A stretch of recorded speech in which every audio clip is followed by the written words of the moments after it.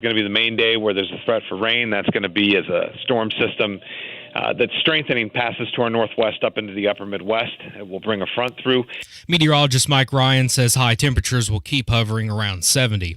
A woman was found shot on the northeast side Tuesday night, says Indy Metro Police. That woman later died from her injuries. Now police are trying to find the suspect. We reiterate this so many times that, when someone sees something, that they say something. IMPD Captain Mike Leeper. If you know anything about the shooting that happened near 40th Street and Emerson Avenue, give police a call.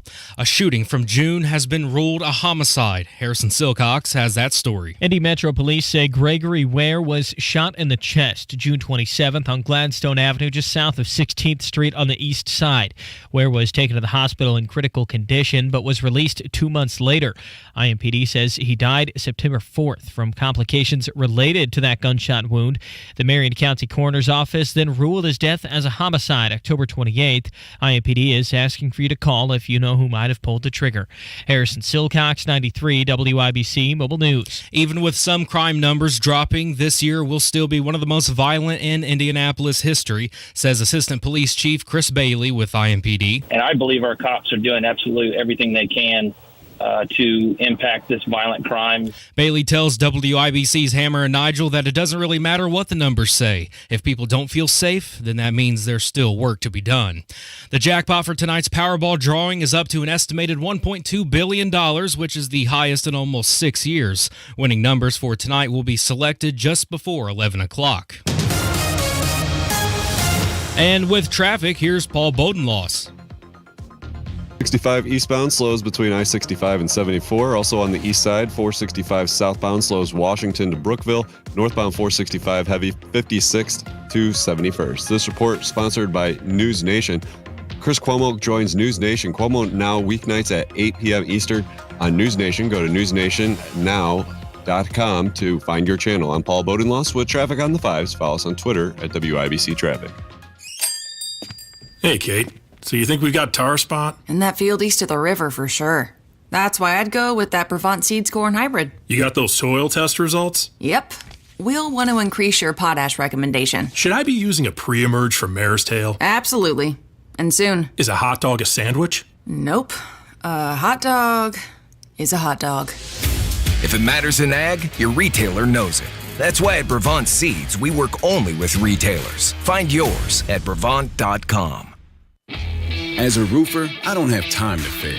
Homeowners rely on me, so I rely on Beacon. Beacon's unique network of branches work together to get me what I need when I need it. Every branch working together. And with the new Beacon Pro Plus app, I've got the latest power tool in roofing. Searching, ordering, tracking. Plus the brands I depend on, like GAF, right at my fingertips. Go to BECN.com to get started building with Beacon. Beacon, always building.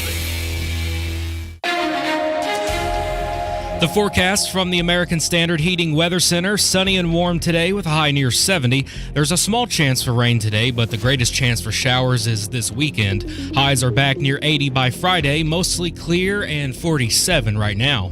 I'm Donnie Burgess, on the level, on the go, and on WIBC.com.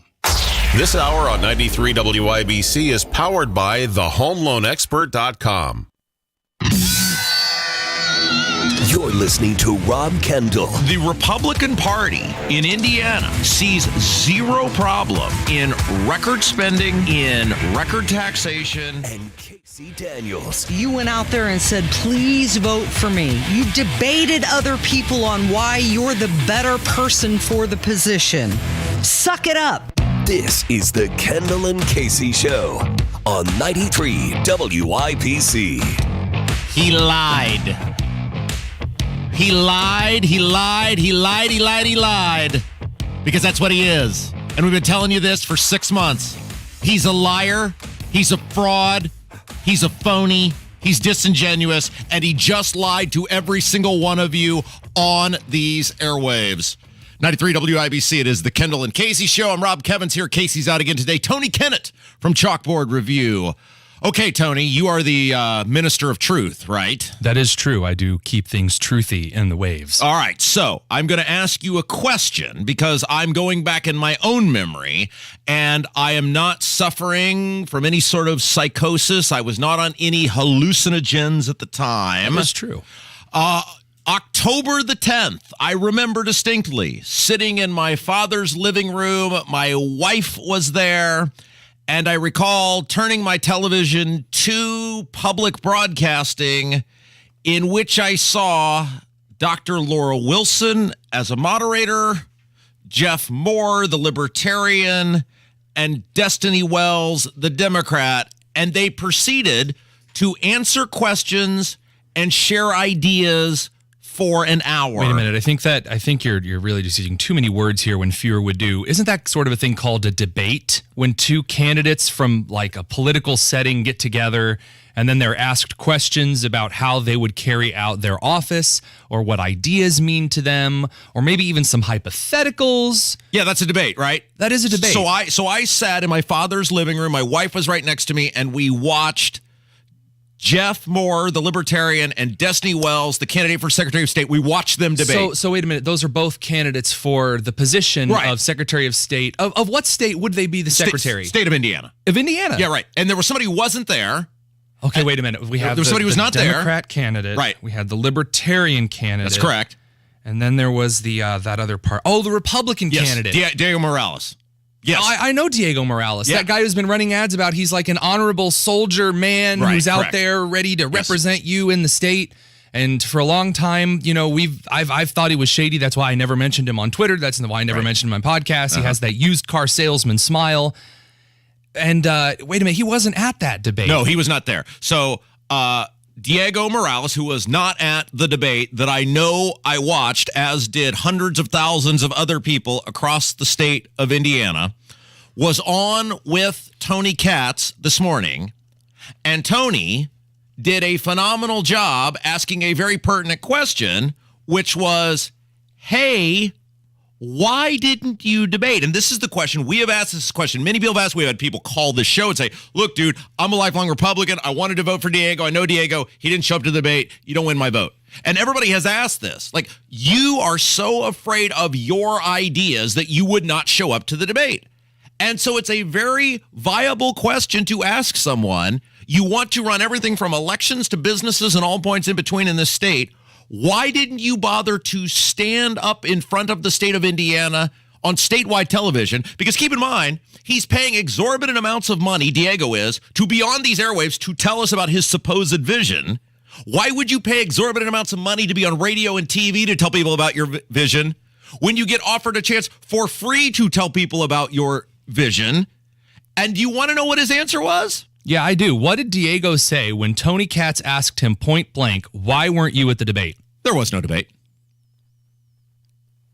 There was no debate. That was his answer. There was no debate. I've got to hear this. I have to hear it right now. Would you like to hear it? Yes. We have the audio. This is unbelievable. Every single person who hears this should be absolutely beside themselves right now. Go. Of course, a lot was made of the fact that a debate was offered up and you declined to attend. What was the decision about not attending a debate? Do you feel it hurts you in this election? You know, first of all, as far as I know, there hasn't been a debate for Secretary of State. There isn't a debate for state treasurer, for state auditors. No one is talking about this. I see debates for governor, for U.S. Senate, or for Congress. In fact, my colleagues running in the 7th and 1st Congressional District, they're asking Congressman Marvan and Congressman Carson, they're not even giving them a debate. So to me, it's a double standard that the media is asking for this. But I think the question would still apply to Frank Marvan in the 1st and to Andre Carson in the 7th. Marvan will not debate Jennifer Ruth Green, you're saying. And of course, we know that Andre Carson will not debate Angela Grabowski in the 2nd. I'm asking specifically about yours, that there was indeed a debate. Did you not consider that debate to be legitimate?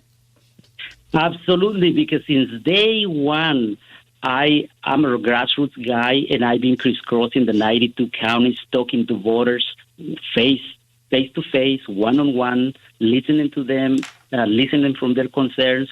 And it's always been my campaign. Before the convention, I put 150,000 miles in my car, earning every support. And after the convention to now, I already have over 30,000 miles crisscrossing all 92 counties. I'm a grassroots guy, and that's what I want to be. People can see me at parades, at festivals, in public events, registering voters at the Indiana Black Expo, at the Indiana Latino Expo. I've been out there day in, day out, 7 days a week, and that's who I am, and that's what I decide to do. So you didn't feel that skipping the debate, and there was a debate, we should be clear, you didn't feel that had any negative effect on you? Did you not feel you were going to be able to speak your piece? Did you feel that you weren't going to be able to engage? Did you feel simply it wasn't worth it? No, absolutely not. I believe I made the right choice to crisscross the 92 counties and talking to Hoosiers directly face-to-face. So I'm very happy, and, I'm continue to do this, and I'm going to continue to do that till 6 p.m. this Tuesday, talking to voters one-on-one, face-to-face. So I'm very, very happy with what I've been doing because I'm a grassroots person. Okay, so we normally don't play audio that long, but I wanted to make sure that everybody said that there was no manipulation, that he had a total chance to answer the question 3 different times, Tony. Tony Katz poses the question to Diego Morales. Why did he debate? He offered it up so nicely. Really, he was so like, are you sure? I'm going to give you every chance here. You are certain you are not telling us on the air in front of God, everyone, and the birds in the trees that there was no debate.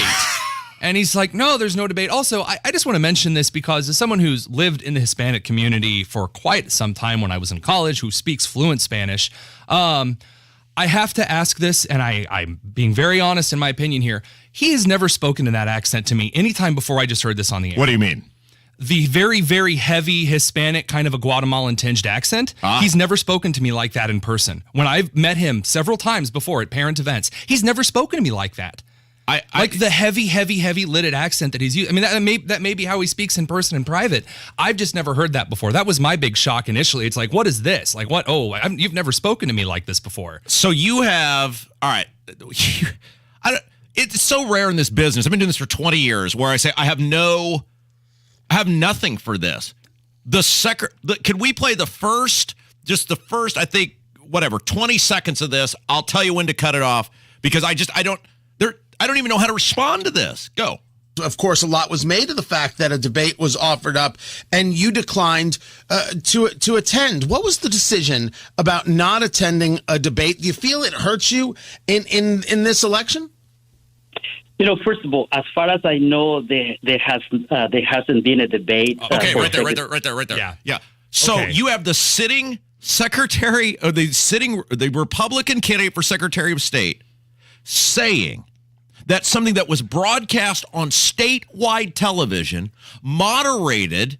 He's not even pulling a Rokita. Remember, Rokita was like, I'm not going to anything Abdul's at. Dr. Laura Wilson is on this radio station all the time. You're certainly not going to say, oh, she's some flaming hardcore leftist radical. Mm-hmm. She did a phenomenal job in the U.S. Senate debate. Jeff Moore, Destiny Wells thought she did a great job. Yeah.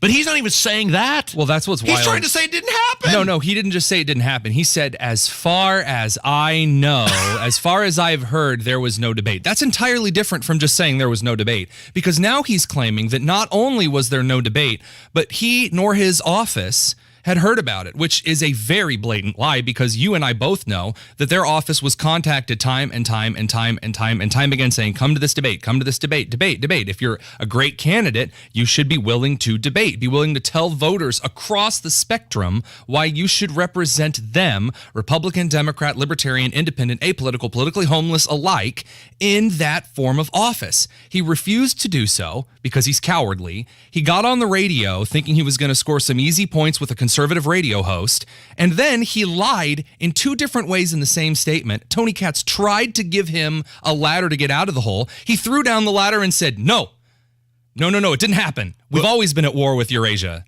Pathetic. This is why his military record. You don't get the benefit of the doubt, Diego. This is why the Secretary of State stuff. You don't get the benefit of the doubt. You were fired from that office. You were about to be fired again. Your lack of candor on your military record is shady. This is why people are prone to believe, many of them, the women who spoke to Abdul, because you are lying about. I didn't even think he was capable to lie about that. Like, of all the things, like I was thinking, how is he going to answer before that question, before the interview? I thought, how is he going to answer the fact that he refused to show up to a debate? And never in a million years did I think Diego Morales would say there was no debate. If you vote for this guy, shame on you. He thinks nothing of you. He thinks nothing of me. He thinks nothing of Tony. He thinks nothing of voters in this state. He thinks nothing of taxpayers. He lied about whether there was even a debate, which hundreds of thousands of people saw take place. All right, take a break. Tony Kennett from Chalkboard Review in for Casey today. Kevin's here. It's Kendall Casey Show on 93 WIBC. This could be the most consequential midterm election in decades. Who will represent us in Congress and the State House? Who will oversee our future elections? You have a voice with your one vote. Not happy with the current state of affairs with the country? You can do something about it. Voting is one of our most important rights as Americans. It's how you can stand up for your beliefs, your values, and for future generations. A reminder to make your vote count on November 8th. From WIBC and Urban One. You had a solid retirement dream. Sell your home in a few years, bank the equity, downsize, and travel. But inflation and recession has you wondering if all of your hard-earned equity will still be there. What if you could recession-proof your equity right now? You can with TrueHold. TrueHold will buy your home for its best current value before a recession can erode it. You get to bank all the cash now and live in your home for as long as you want. And TrueHold covers all property taxes, insurance, repairs, and maintenance. And since TrueHold pays your home's current value in cash now, it's yours to do whatever you'd like. Don't wait for inflation, recession, and interest rates to erode your home's value. Visit Truehold.com and discover how much Truehold will buy your home for today, based on its best current value, not what's coming. Call 1-855-300-9993 or visit Truehold.com. The smarter, fastest way to cash out on your home's value without having to move. That's Truehold.com.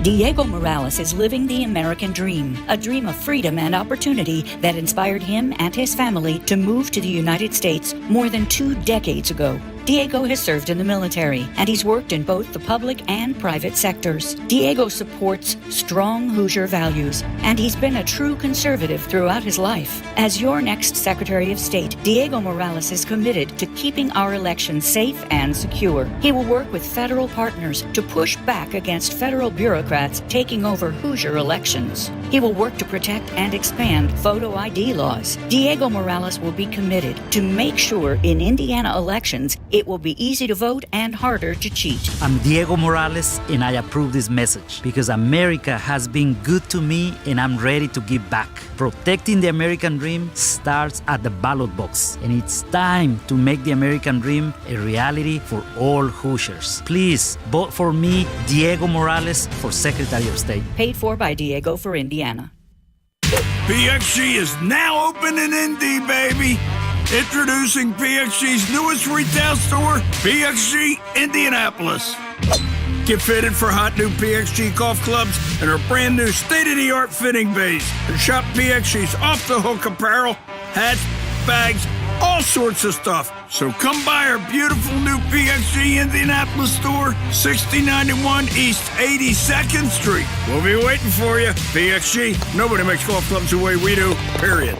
Andre Carson is counting on you to re-elect him while he sits back and watches the mess he helped create. He's watching as groceries, gas, and housing costs skyrocket, as crime is spiking and kids are being killed, as our schools are failing both students and parents. And while we suffer, Andre Carson has done nothing but collect millions of your tax dollars. That's why he is rated one of the least effective members of Congress. When are we going to demand better than Andre Carson? Andre Carson has failed. Have you had enough yet? I am Angela Grabowski, and as a successful businesswoman, I know what needs to be done to stop inflation and bring down prices. I'm a proud immigrant, and I'm dedicated to providing opportunities for all. And I will make it a top priority to clean up the violent crime that has infested our community. A vote for me is a vote for change. I'm Angela Grabowski, a candidate for Congress in Indiana's 7th Congressional District, and I approve this message. Paid for by Angela Grabowski for Congress, Indiana 7. Do you need furnace or heat pump service? Do you need to find a well-trained dealer like Marshall Mechanical in Franklin? We'll find that American Standard Air dealer at IndyHomeComfort.com. Find out why so many Americans are getting relief with a simple cash-out refinance. How much cash can you get? Visit thehomeloanexpert.com. NMLS number 1326241. You're listening to Rob Kendall. I gotta tell you, I can't stand that guy. And Casey Daniels. I'm in love, and I don't care. On 93 WIBC. The theme of the show today is politicians and want-to-be politicians who are pathological liars. Oh, what a good theme. 93 WIBC. It's Kendall and Casey show. I'm Rob. Casey's out today. Tony Kennett from Chalkboard Review in for Casey. Kevin's here. So from one pathological, narcissistic, self-absorbed liar, Diego Morales, to another, the President of the United States, Joe Biden. That's true. And I don't know about you, Tony, but I like to play a game with myself. Oh, not this game again. Which is when I hear Biden tell terrible, ridiculous, easily disprovable lies, is he doing it deliberately or is he doing it because he's lost his mind? Yeah. And so yesterday he made a claim, and these, again, it's just like with his grandfather was this great football player, all-American football player, and that he rode the Amtrak X amount of times. And he was raised by Puerto Ricans. That's right, That's yes, right. in the Puerto Rican community. I mean, these are things that it's so like, well, it's kind of a, my grandfather, and I'm sure maybe your grandparents were this way, they would tell a tale that became slightly larger over time.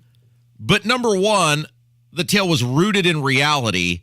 And number two, my grandfather wasn't the president of the United States, and telling a story around the Christmas tree to your grandson is not nearly as impactful as I lead the free world in the U.S. military. That is very true.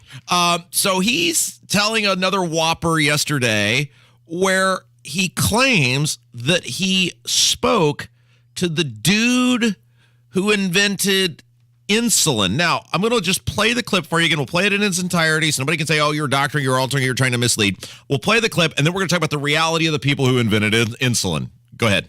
How many of you know somebody with diabetes needs insulin? Well, guess what? And when Debbie and I passed this law, it included everybody, not just seniors. And so what happened was we said, okay, you know how much it costs to make that insulin drug for diabetes? Cost. It was invented by a man who did not patent it because he wanted it available for everyone. I spoke to him, okay? He spoke to him. Okay. Wait, what? So we definitely heard, Kevin, can we play like the final, I give you time to get the final 5 to 10 seconds of that. Can we do that? Okay, whenever you're ready. To make that insulin drug for diabetes? Cost. It was invented by a man who did not patent it because he wanted it available for everyone. I spoke to him, okay? Okay, so he talked to a guy who did not patent insulin. We both heard that, right? Are we in agreement? That's what he said. Okay, so here's the reality of the people who invented insulin in 1921. 1921, okay? Even as old as Joe Biden is, he was not around in 1921. And that's not the worst part of it, though. He didn't become a U.S. senator until the mid-1970s. So these guys' names, who did patent insulin, yes, by the way, Sir Frederick G. Banting, Charles H. Best, and J.J.R. McLeod were the people who invented insulin. It was later purified by a man named James B. Collop. The last of them died in 1978. Most of them died in, I believe, the 1940s or before. Yeah. Well, from a science education perspective, so I've talked about James Collop quite a bit of time for quite a bit of time to my students in describing insulin and how it was made and how that came about and kind of that early 20th century era of medical progress. I mean, I believe the concern I have here at first, as someone who's worked with individuals that have very serious dementia, is it has so clearly destroyed his entire mind. But also, where is he even going? Because remember, he says, oh, well, how much does insulin cost? Well, actually, I talked to this guy who made it, didn't want to patent it, and I shook his hand, and then we went to the soda shop. And it's like, are you okay? You're the leader of the free world. You're trying to pass legislation on false pretenses.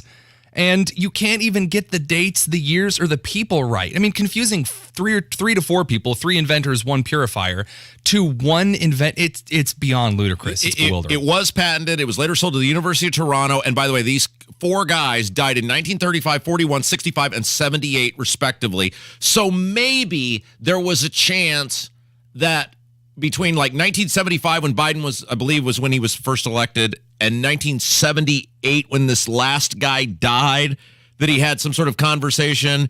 But Joe Biden wouldn't know insulin from the In-N-Out burger, and he doesn't remember what he did yesterday, much as accurately what happened between the years 1975 and 1978. Tony, what is it with these politicians and wannabe politicians who just lie about the most obvious stuff in the world? Biden couldn't have shaken the hand of the insulin guy in the early 70s. He was busy walking on the moon and building the Hoover Dam at that time. You know who never lies? Busy. You know who never lies, though? Is Donnie Burgess with the news, and that's coming up next. What's the best product I bought this year? Oh, that's easy. Salonpas pain-relieving patches. The proven medicines in Salonpas patches reduce my pain and let me do the things I need to do every day. In a recent clinical study, patients using Salonpas reported improved sleep, mood, and the ability to work. They had less pain and were able to reduce their use of oral pain medications. For pain, I use Salonpas. It's good medicine. It's time to vote, Indy. Now is the time to make a voting plan and make sure your vote counts. Now through November 7th, the day before Election Day, you can vote early at one of the 9 early vote centers in Marion County. Go to vote.indy.gov to find all the early voting locations, sample ballots, and more. Make a plan and make your vote count at vote.indy.gov. Message paid for by the Marion County Election Board. Do you get sinus infections, congestion, sinus pressure and pain, above your eyes, below your eyes, sinus headaches? You've gone to the doctor, you've visited urgent care over and over again, and it's always the same thing. Oh, I know. Let's try antibiotics and nasal sprays. But the sinus infections keep coming back. The good news? Relief is possible. How? A minimally invasive procedure done in the office of Indianapolis Sinus Center called balloon sinuplasty. Imagine the relief of not having to deal with your sinus infections anymore. Set an appointment today with Indianapolis Sinus Center and find out if balloon sinuplasty is the solution for you. Call 317-528-9650. 317-528-9650. That's 317-528-9650. Crime is skyrocketing, our community is hurting, and Ryan Mears lets it happen. Case after case, time after time, Ryan Mears allows violent criminals to return to our streets. Enough is enough. That's why our local law enforcement has endorsed Cindy Carrasco for Marion County Prosecutor. Cindy Carrasco will partner with law enforcement, hold criminals accountable, and make our families safe. Vote for safe streets. Vote Cindy Carrasco for Marion County Prosecutor. Paid for by Cindy for Indy. 93 WIBC Mobile News. On the level. On the go. He'll spend the rest of his days in a cold steel cell.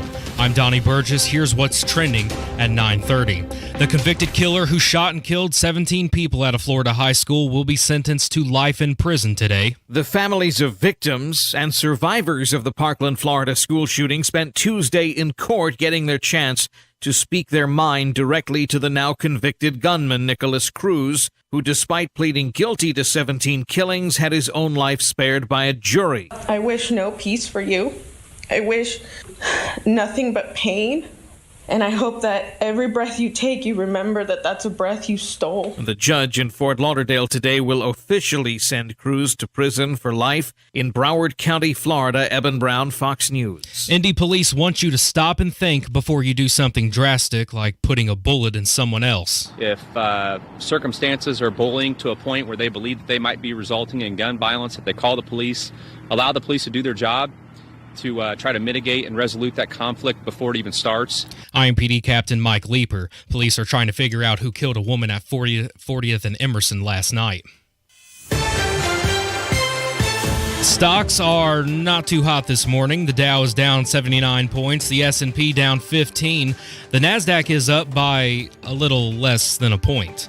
I'm Donnie Burgess, on the level, on the go, and on WIBC.com. You've been planning for your retirement for some time, but right now, things may not be going according to plan. If your retirement timeline is shifting due to market performance, it's time for a second opinion. Edelman Financial Engines can help answer questions like when to take Social Security and how you may be able to turn your savings into the retirement income you need. You don't want to postpone retirement. Now is the time to talk to a dedicated wealth planner. At Edelman Financial Engines, you get personalized investment recommendations. Our approach is backed by institutional rigor. We model over 38,000 securities monthly, so we can better stress test your portfolio through thousands of scenarios. And our planners don't sell products to earn commissions. Get your complimentary wealth checkup today, where you can discuss your financial goals with a wealth planner. Call Edelman Financial Engines at 888-899-4450. That's 888-899-4450. Or visit efewealthplanners.com. You're listening to the Kendall and Casey Show on 93 WIBC.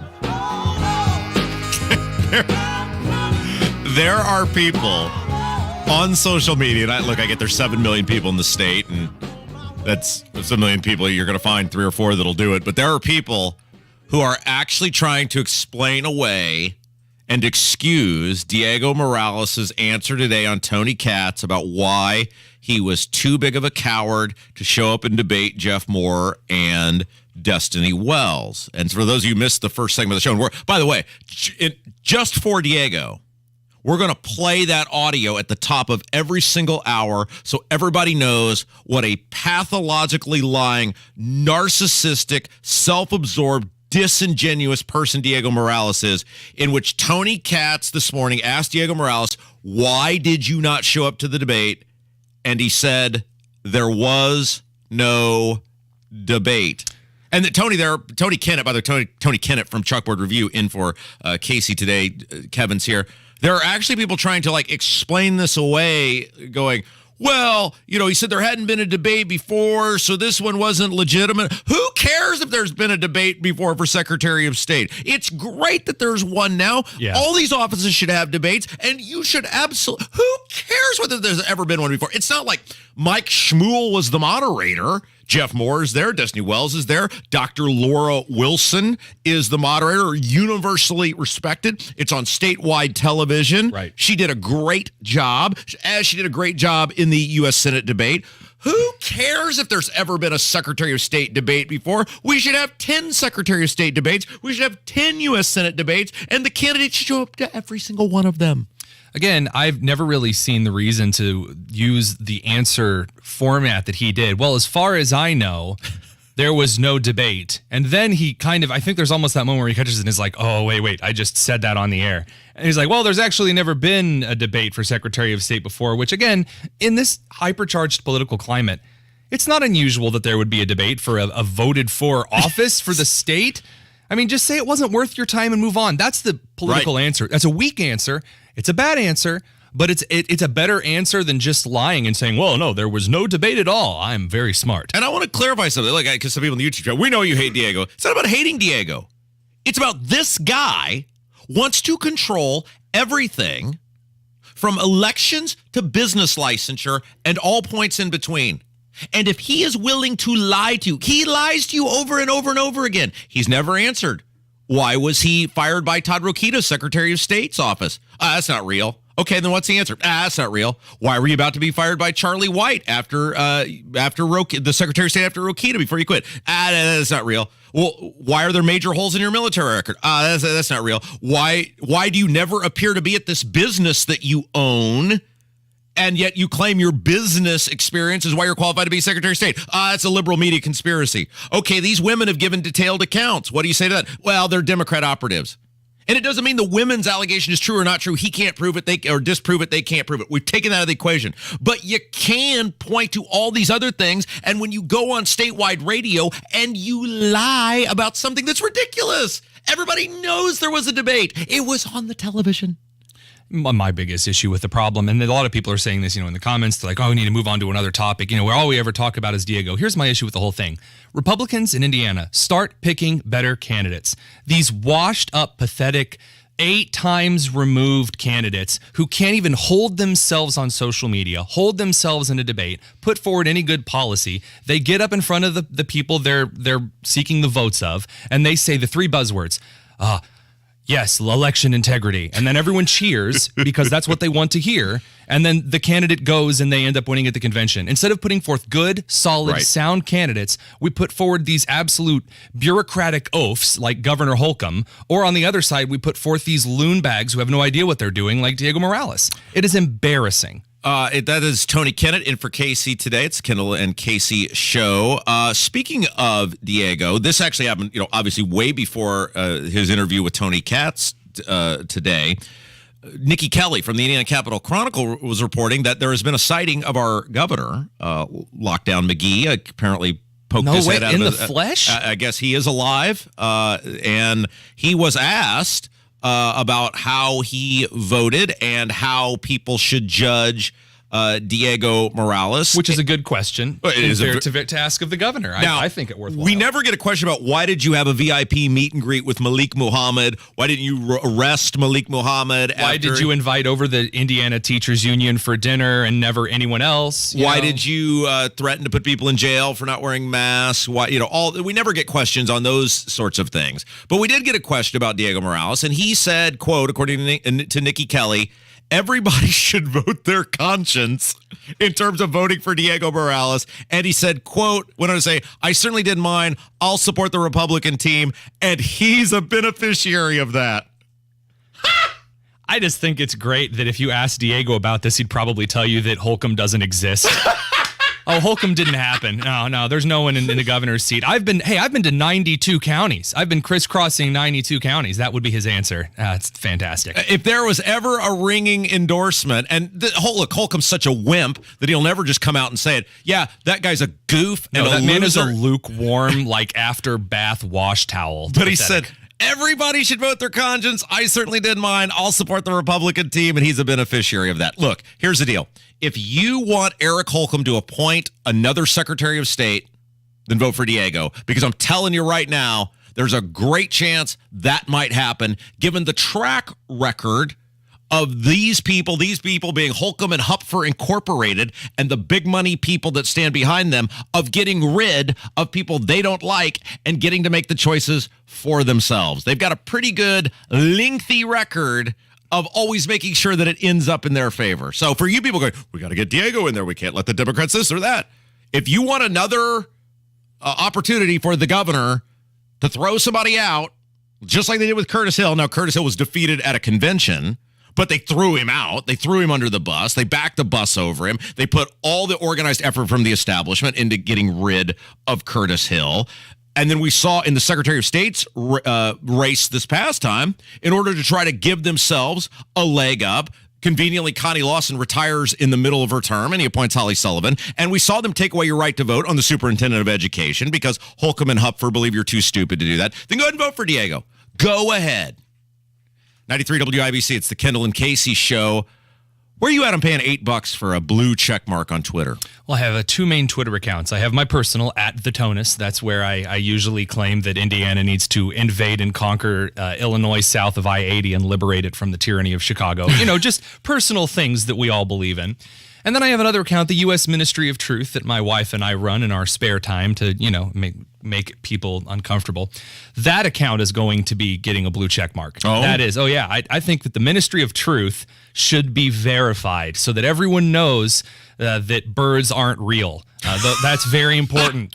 That account needs a blue check mark. For my personal, I'm probably not going to pay for it. Now, help me understand this, because I thought there was originally a time where it was like if you could prove you were someone of influence, Twitter gave you the check mark. Like, I'm this actor or this actress or this singer or songwriter or this official politician. You got the check mark, so people knew, hey, we verify you are who you are.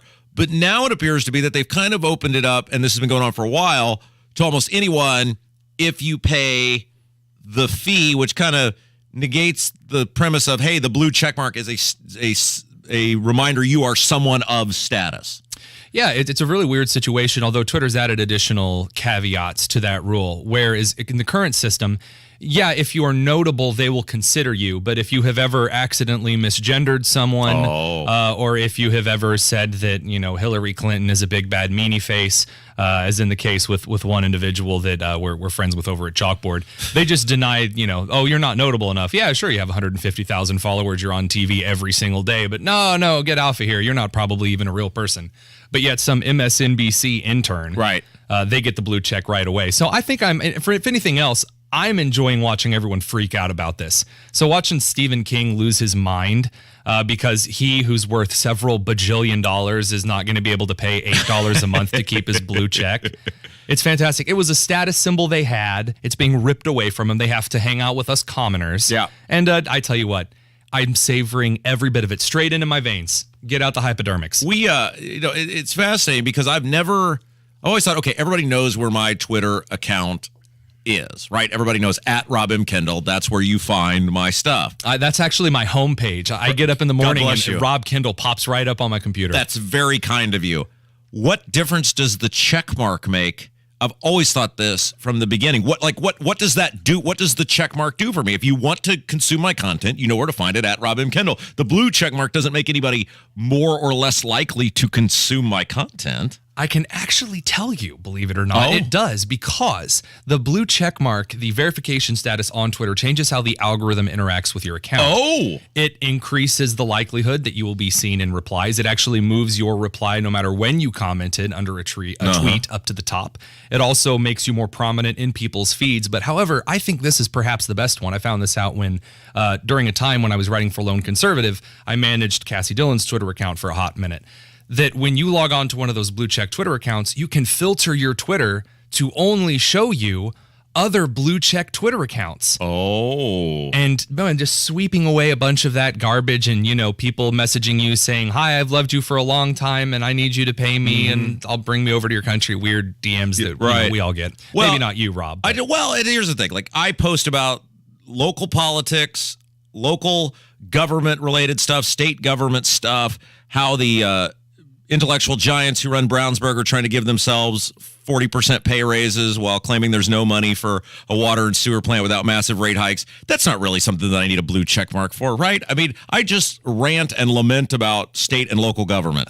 Rob, we know that you're a sewer plant as it is, so I don't think there's any verification necessary on that line. It is the Kendall and Casey Show. Tony Kennett from Chalkboard Review in for Casey today. Kevin's here. When we come back, Tony, one of our favorite parts of the show, we've got Fetterman audio. Oh, great. A stroke of genius indeed. It's coming up next on 93 WIBC. Hammer and Nigel show, 3 o'clock this afternoon. Biggest stories in Indy Plus. Tony Kennett, the Coupon Lady, and more. 93 WIBC. The latest local news. Commentary from Tony Katz. Kendall and Casey. 5.6%. Hammer and Nigel. Biden. Podcasts. Listen to the station live whenever, wherever. Online at WIBC.com. Smith & Wesson is committed to empowering Americans no matter what. With inflation hitting everywhere, we've decided to make a change.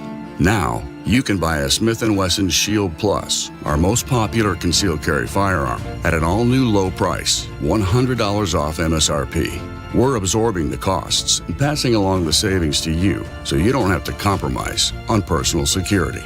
Visit smithandwesson.com to find a Shield Plus near you. Smith & Wesson. Always expect the best. Guys, if you need an annual health exam, check out the Low T Center to get your complete health assessment. They'll check all of your levels, not just your T level. In most cases, it's completely covered by your health insurance. And if you don't have insurance, it's less than $100 for a full lab panel and office visit with the medical provider. And they give you a complete health assessment. Low T Center, specializing in men's health. Go to lowtcenter.com right now. Book online. Low T Center, reinventing men's healthcare. Rare and colorful gemstones formed in the earth. Expert hands selecting only the best. Designers creating jewelry inspired by each stone's uniqueness. At Shane Company, we're passionate about gemstones. We have holiday gifts with a full spectrum of natural, colorful gemstones. Peach morganite, tanzanite, London blue topaz, red garnet, and more.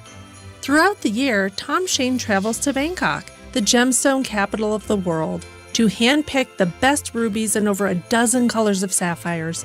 He then has the stones expertly cut to bring out their brilliance and beauty. Our stunning gemstone jewelry makes a magical gift. We're open 7 days a week, so come in, meet with one of our friendly jewelry consultants and leave with a beautiful gift, or get fast and free shipping when you order online. Your gift will be treasured forever. Now you have a friend in the jewelry business. Shane Company and ShaneCo.com. Let's face it, the housing market has shifted. The Indiana Board of Realtors report home sales are down 11% from this time last year. But you can still sell your home for a great price with the agent I trust was selling my home, Mark Dietl. Maybe you're worried you missed the boat on selling for maximum price. Mark Dietl guarantees an offer on your home in 3 days or it's listed for free. Get maximum convenience and maximum sales price. Listen to what Melinda in Indianapolis had to say about working with Mark Dietl. Kids were gone and it was time to downsize into a more manageable place. I called Mark Dietl and they over-delivered beyond my expectations. My home wasn't an easy sale, but Mark was relentless and sold it in weeks at the price I needed. Mark Dietl is a blessing. Call the agent I recommend and trust. Mark Dietl guarantees an offer in 3 days for full market value or it's listed for free. Call Mark Dietl at 317-755-4232 or go online to markdietl.com. That's Mark, DIETEL.com. WIBC will be on the road this Saturday as the Home and Garden Show broadcasts live from Sullivan Hardware and Garden at 71st and Keystone. Stop by and see Pat, Denny, and the gang and check out what's new this fall season at Sullivan Hardware and Garden. With the Sultans. With the Sultans of Swing. Oh, it's time for some Fetterman audio.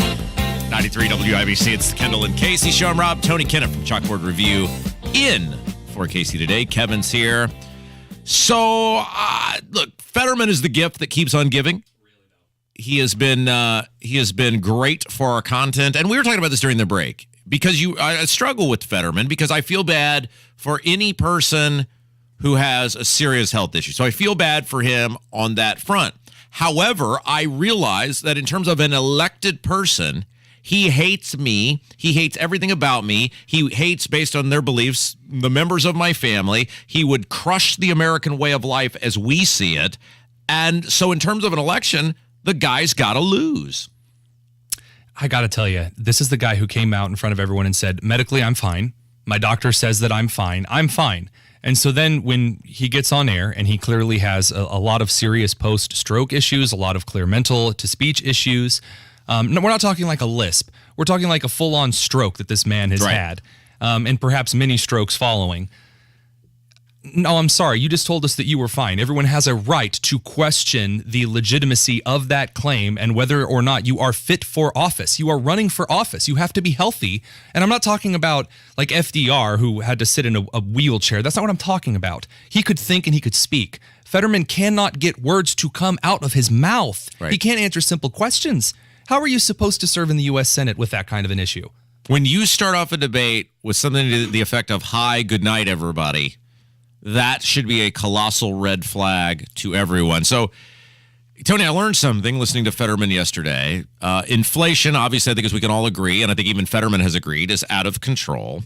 And took him long enough to admit that, by the way. Well, here's the thing. I learned something, is that the biggest driver of inflation has not been government spending, as I apparently now wrongly believed for the past couple of years. Oh. Rather, it is the Trump tax cuts of 2017. What do you think the biggest cause of inflation is, and should the Biden administration be doing more? No, I just do. I think that simply is also, Leah, this talk about the trillions in massive tax cuts to the corporate tax structure as well. True, trillions of dollars that have added to the deficit, and now they still want to support those as well. True. I think in terms of being very serious about addressing inflation is making sure that those rates are brought back into a line with what they should have been, where they're able to fight the deficit. Okay, you were a former teacher. And I realize you were not an English teacher, but as a former educator, was there a complete sentence in any part of that? Let's just start there. Was any of that a formal, complete sentence? No, there wasn't. I got to ask you a question, though. Do you remember word problems in math? You remember word problems when they'd ask you, how many watermelons, Jimmy would have, or whatever? This reminds me of one of those word problems. Fetterman's answer is like, if a train is going south at 30 miles an hour and the price of rice in China increases by 15 cents a kilo, tell me, does chocolate pudding have bones? And you're like, well, I don't know where to start with that. First of all, the textbook economic answer, inflation is a matter of taking taking a pie, cutting it into more slices, and telling everyone you have more pie.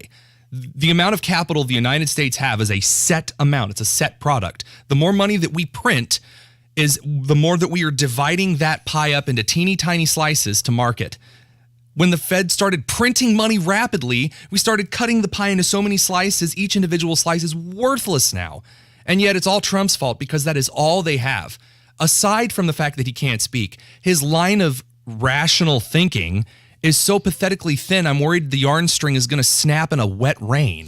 It is just unbelievable. We were talking about, the polling is close. Some have got Oz up a little. There was everybody saying it's an outlier, but a New York Times poll that had Fetterman ahead. But let's face it, this thing is probably within 1 or 2 points either way. And I asked you a question before the show.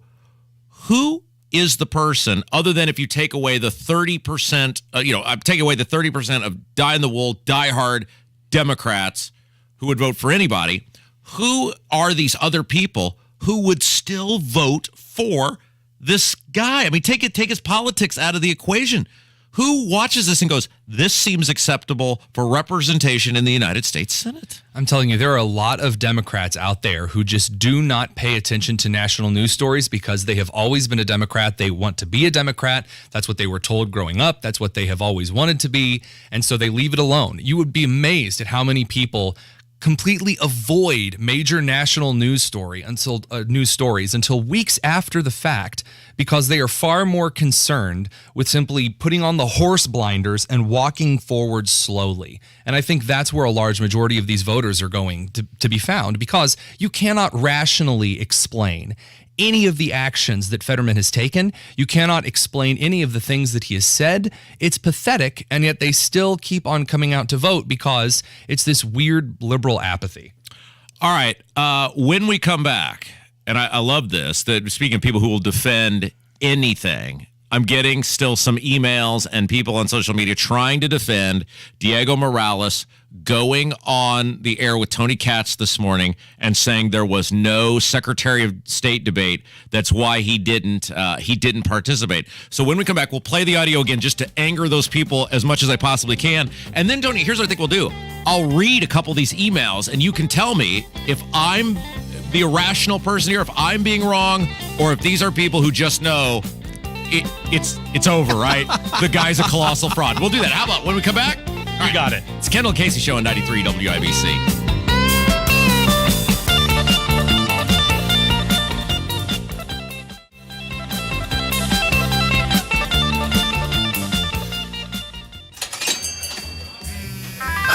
I need to turn off these news alerts. Interest rates climbing. Stocks are crashing. Oh, I know. I stopped looking at my 401k too. Democrats in D.C. are killing the economy. We need leaders who actually work for a living. That's why I'm voting for an outsider, Julie McGuire. Good point. Julie McGuire? She isn't a politician. Julie McGuire is one of us, a common-sense conservative who understands the challenges families are facing, like inflation and education. Yeah, and Julie's a wife, a mom, and an active member at St. Rock Church. She understands our community. Did you know Julie is supported by first responders? McGuire's been endorsed by the Indiana Professional Firefighters PAC. Julie McGuire also backs our law enforcement officers. McGuire is endorsed by the Indiana State Police Alliance, and she'll fight to keep our schools and neighborhoods on the South Side safe. Julie McGuire will be a great state representative. Paid for by Julie McGuire for state representative. My dad has a cold, but also has high blood pressure. That's why I got him Vicks NyQuil High Blood Pressure for fast, powerful nighttime relief. Unlike some ordinary cold medicines, it's specially formulated for people like my dad. NyQuil High Blood Pressure is sugar-free, alcohol-free, and decongestant-free. Vicks NyQuil High Blood Pressure. The nighttime sniffling, sneezing, coughing, aching, fever, sore throat, cold, and flu for people with high blood pressure. Like my dad. Medicine. Use as directed. We all want our families to be safe. However, violent crime has been on the rise in the city of Indianapolis. In 2021, Indianapolis saw a record number of homicides, and 762 people were shot during the record violence last year. How could this happen? Far-left Democrats creating poor public safety policies like reducing bail requirements and allowing violent criminals to go free. We need leaders who will stand up for us. We need Donna Shibley for state representative. Donna Shibley will close the loophole on bail requirements, and Donna will always support our brave men and women in law enforcement. That's why Donna Shibley is endorsed by the Indiana State Police Alliance, the Indiana Fraternal Order of Police, and our first responders with the Indiana Professional Firefighters PAC. Let's vote for a leader who will keep our communities safe. Let's vote Donna Shibley for state representative on or before Tuesday, November 8th. Paid for by Donna Shibley for state representative. PXG is now open in Indy, baby. Introducing PXG's newest retail store, PXG Indianapolis. Get fitted for hot new PXG golf clubs and our brand new state-of-the-art fitting bays. And shop PXG's off-the-hook apparel, hats, bags, all sorts of stuff. So come by our beautiful new PXG Indianapolis store, 6091 East 82nd Street. We'll be waiting for you. PXG, nobody makes golf clubs the way we do, period. Guy Relford here. Time again for the Indy 1500 Gun and Knife Show this coming weekend at the State Fairgrounds, Friday, Saturday, and Sunday. There's never been a more important time to exercise our rights as true Americans. It's the Indy 1500 Gun and Knife Show. See the best in sporting, hunting, and personal protection gear, plus great displays of Americana. Come see us this weekend at the Indy 1500 Gun and Knife Show, Friday 2 to 7, Saturday 9 to 6, and Sunday 9 to 4. It's the Indy 1500 Gun and Knife Show. See you there. Hi, this is Joe Cordell with the law firm Cordell & Cordell. When the prospect of divorce becomes a reality, you need a partner that you can count on. If you're a man in this situation, consider contacting Cordell & Cordell. We've helped men navigate complex legal matters for 30 years. Contact Cordell & Cordell to schedule an appointment with one of our firm's Indianapolis area attorneys. 101 West Ohio Street, Suite 1250, Indianapolis, Indiana 46204. Online at CordellCordell.com. Coming up in 2 minutes, a child hit by a car Monday has died. Those details coming up. A woman shot last night has died of her injuries, and what's in store for this weekend's forecast. Those stories and more next from the Shepherd Community Center studios. You're listening to 93 WIBC. WIBC HD1 Indianapolis. It's now 10 o'clock, time for Fox News Radio.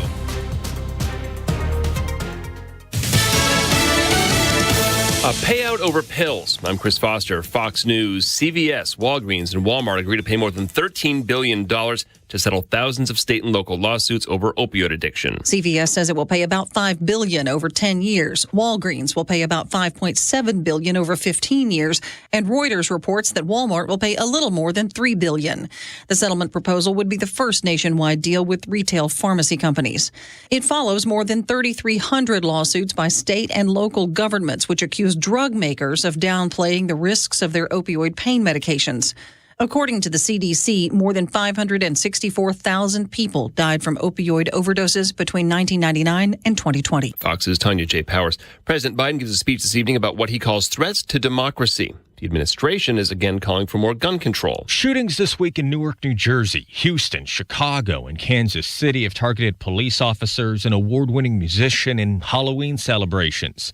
In a statement, White House Press Secretary Karine Jean-Pierre says enough is enough, calling gun violence an epidemic that will not end with thoughts and prayers.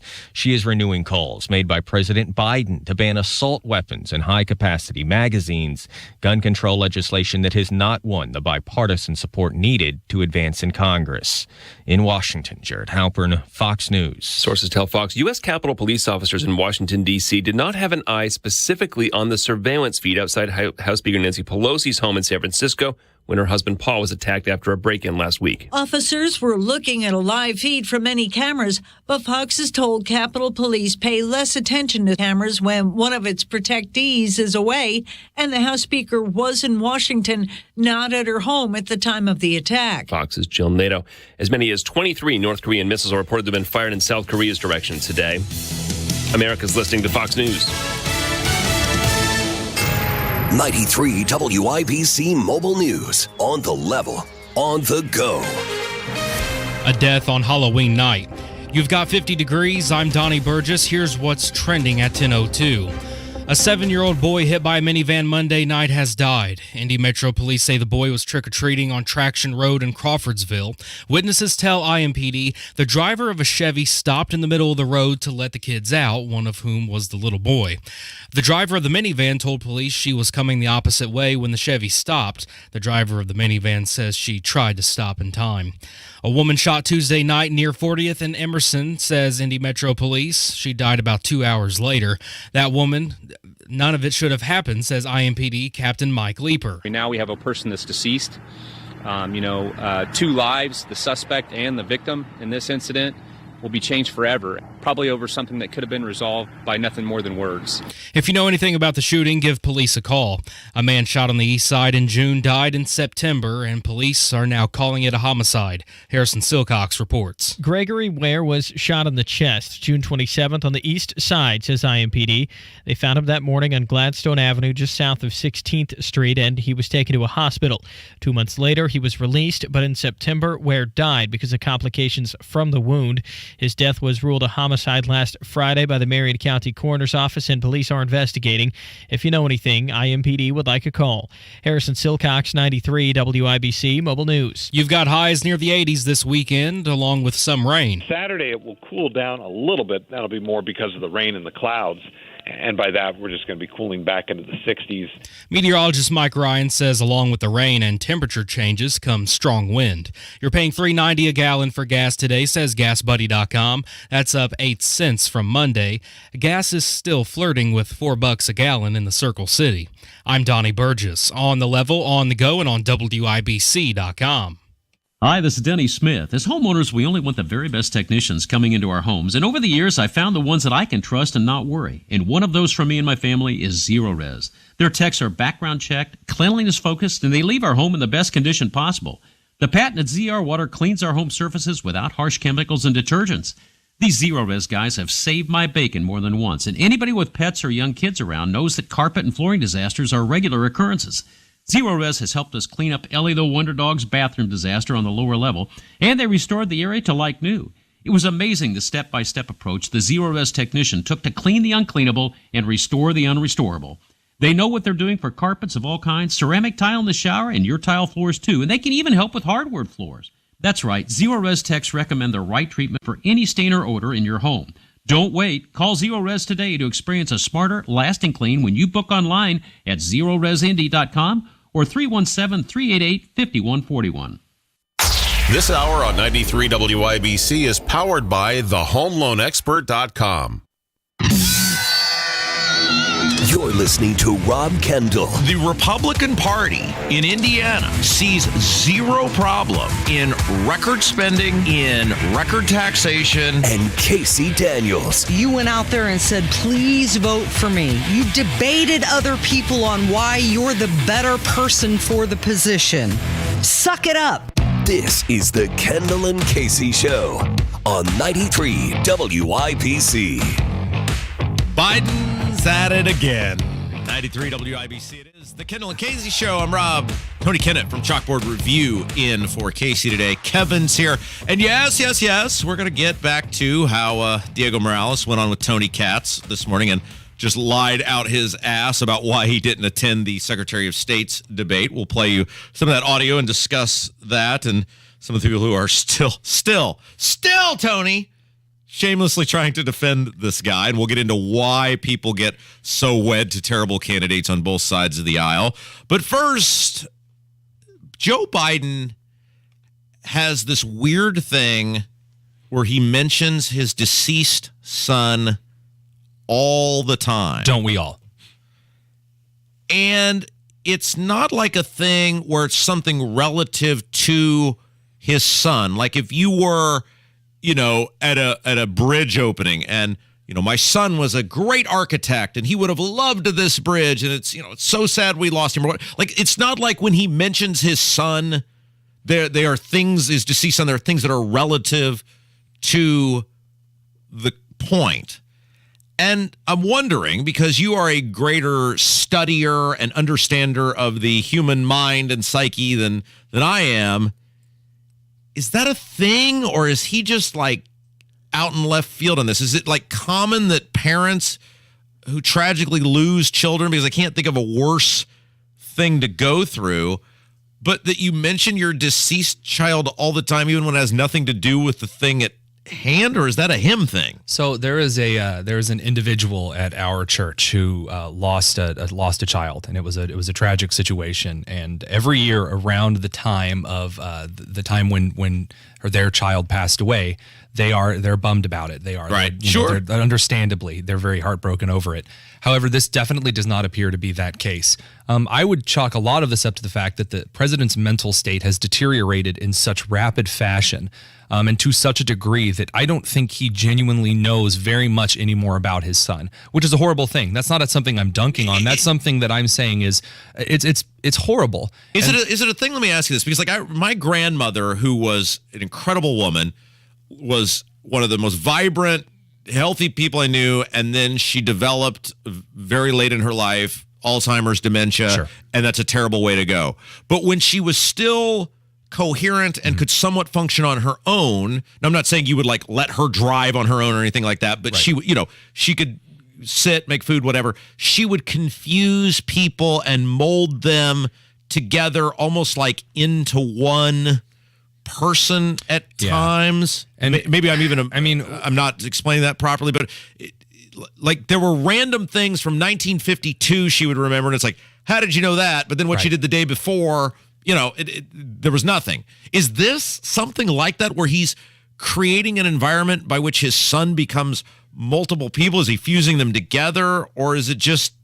Well, from what we've gathered, there isn't actually anyone close by that his son could technically be related to create that kind of neurological crossover where like the circuits are rerouting themselves in a different direction. From what we understand in dementias, the nylon sheath around neurons becomes like almost dry and cracked, although it's not really dry and cracked. It fades away, becomes brittle.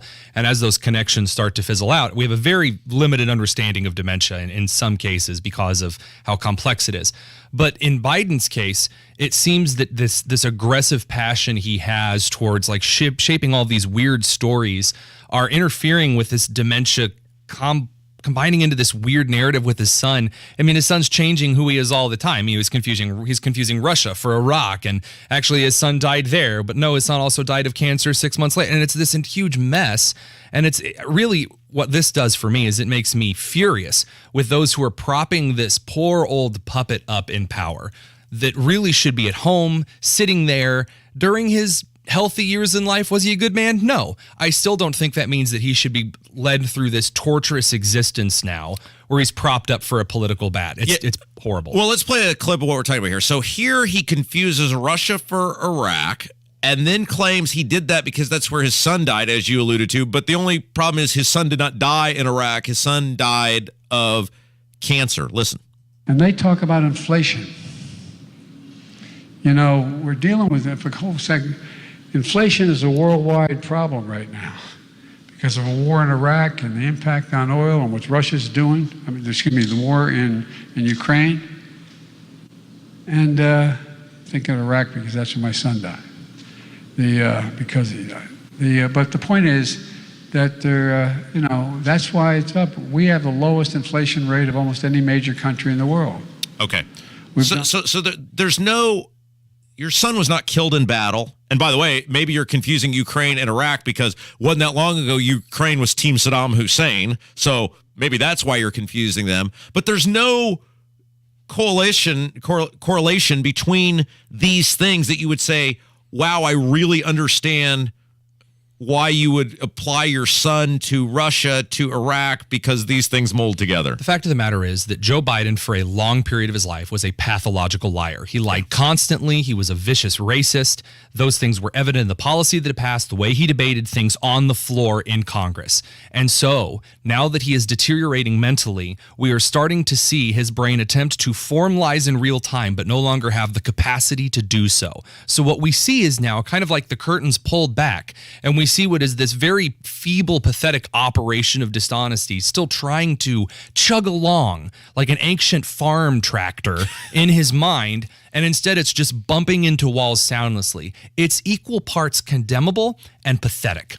All right, another thing that he does that just infuriates me is when he brags about lowering the deficit. Now look, our national debt just eclipsed $31 trillion. And clearly, to the tune of trillions of dollars, we as a nation under Biden are still spending more than we're bringing in. And that is daft. D-A-F-T, deficits are future taxes. Someone will eventually pay for this, and we are paying for it all right now in terms of higher prices. We are being taxed, whether you want to call it a tax or whatever. But he brags about this because he spent less, or the government spent less than the person did the year before, the government did the year before. But if you're still adding to the national debt to the tune of trillions of dollars, what difference does it make if it's $100 billion less than the year before? You're still crushing society. Instead of totaling my car this time, I only tore off 2 doors in the windshield. Mother, be proud of me. Listen to this, and he does it in that really creepy whisper. It's just gross. Let me say something. I want to point something out. They talk about big spending Democrats. Yeah, I spend a lot of money to do these things, but guess what? I cut the deficit in half. In half, the federal deficit. This year alone, $1,400,000,000 reduction, $400 billion. He sounds like the debt. And okay. Last year, all right. He sounds like Herbert from the Family Guy. Oh, say there, Chris. I cut the deficit in half just this year. It's not true. It's weird. It's cringy. Of course, my question is, so I have a mortgage on my house, like many other individuals do, working on paying that off. If I don't pay off my mortgage, what does the bank do, Rob? Tell me. If I don't pay my mortgage, they take the house. Right. Okay, so we are currently in debt, and the debt is climbing astronomically. It is growing larger than even our GDP can begin to pay off the interest payments on that. There's a really interesting study. James Wesley Rawls has been talking about this since the 90s. What happens when it is evident to the rest of the world that the United States will eventually have to default on that debt? What's going to happen to the U.S. currency? What's going to happen to the country? I have severe concerns about that. That's one of the reasons why I criticize Republican spending as well as Democrat spending. I am bewildered that the president can actually get up in front of the country and give them the whisper all close and then say, I cut it in half! I cut it in half! It's like wait a minute, you've seen the Flex Tape commercial, haven't you? Where he's like, I just saw this boat in half. And it's like, what is going on? That's what I'm seeing here. All right, let's take a break. Tony Kennett in for Casey today. When we come back, Diego Morales finally popped his head out of whatever hole he'd been hiding in and talked to Tony Katz this morning, and he told a lie of epic proportions that I didn't even think you could make up. And there are still, Tony, people defending this guy. We'll talk about it. Coming up next, 93 WIBC. Hopes are high for IU Hoops with one more run for Trace Jackson Davis and Race Thompson and Xavier Johnson and promising newcomers like CJ Gunn and Jalen Hood-Schifino. And IU basketball lives here. The Hoosiers take on the St. Francis Cougars in exhibition action tomorrow. Pre-game at 6, tip-off at 7. On your home for IU basketball, 93 WIBC. It's Wednesday. That means we're basically halfway through the week, and that means that Sunday will be here before you know it. And this Sunday, if you are looking for a new church home or even a first church home, check out my friends at Life Church. The Life Church community would love to meet and welcome you and your family. Over the years, many WIBC listeners have found a home at Life Church, and you can too. Life Church has campuses in Noblesville, Fishers, Eagle Creek, and Pendleton, in addition to online services. Learn more at lifechurchin.com.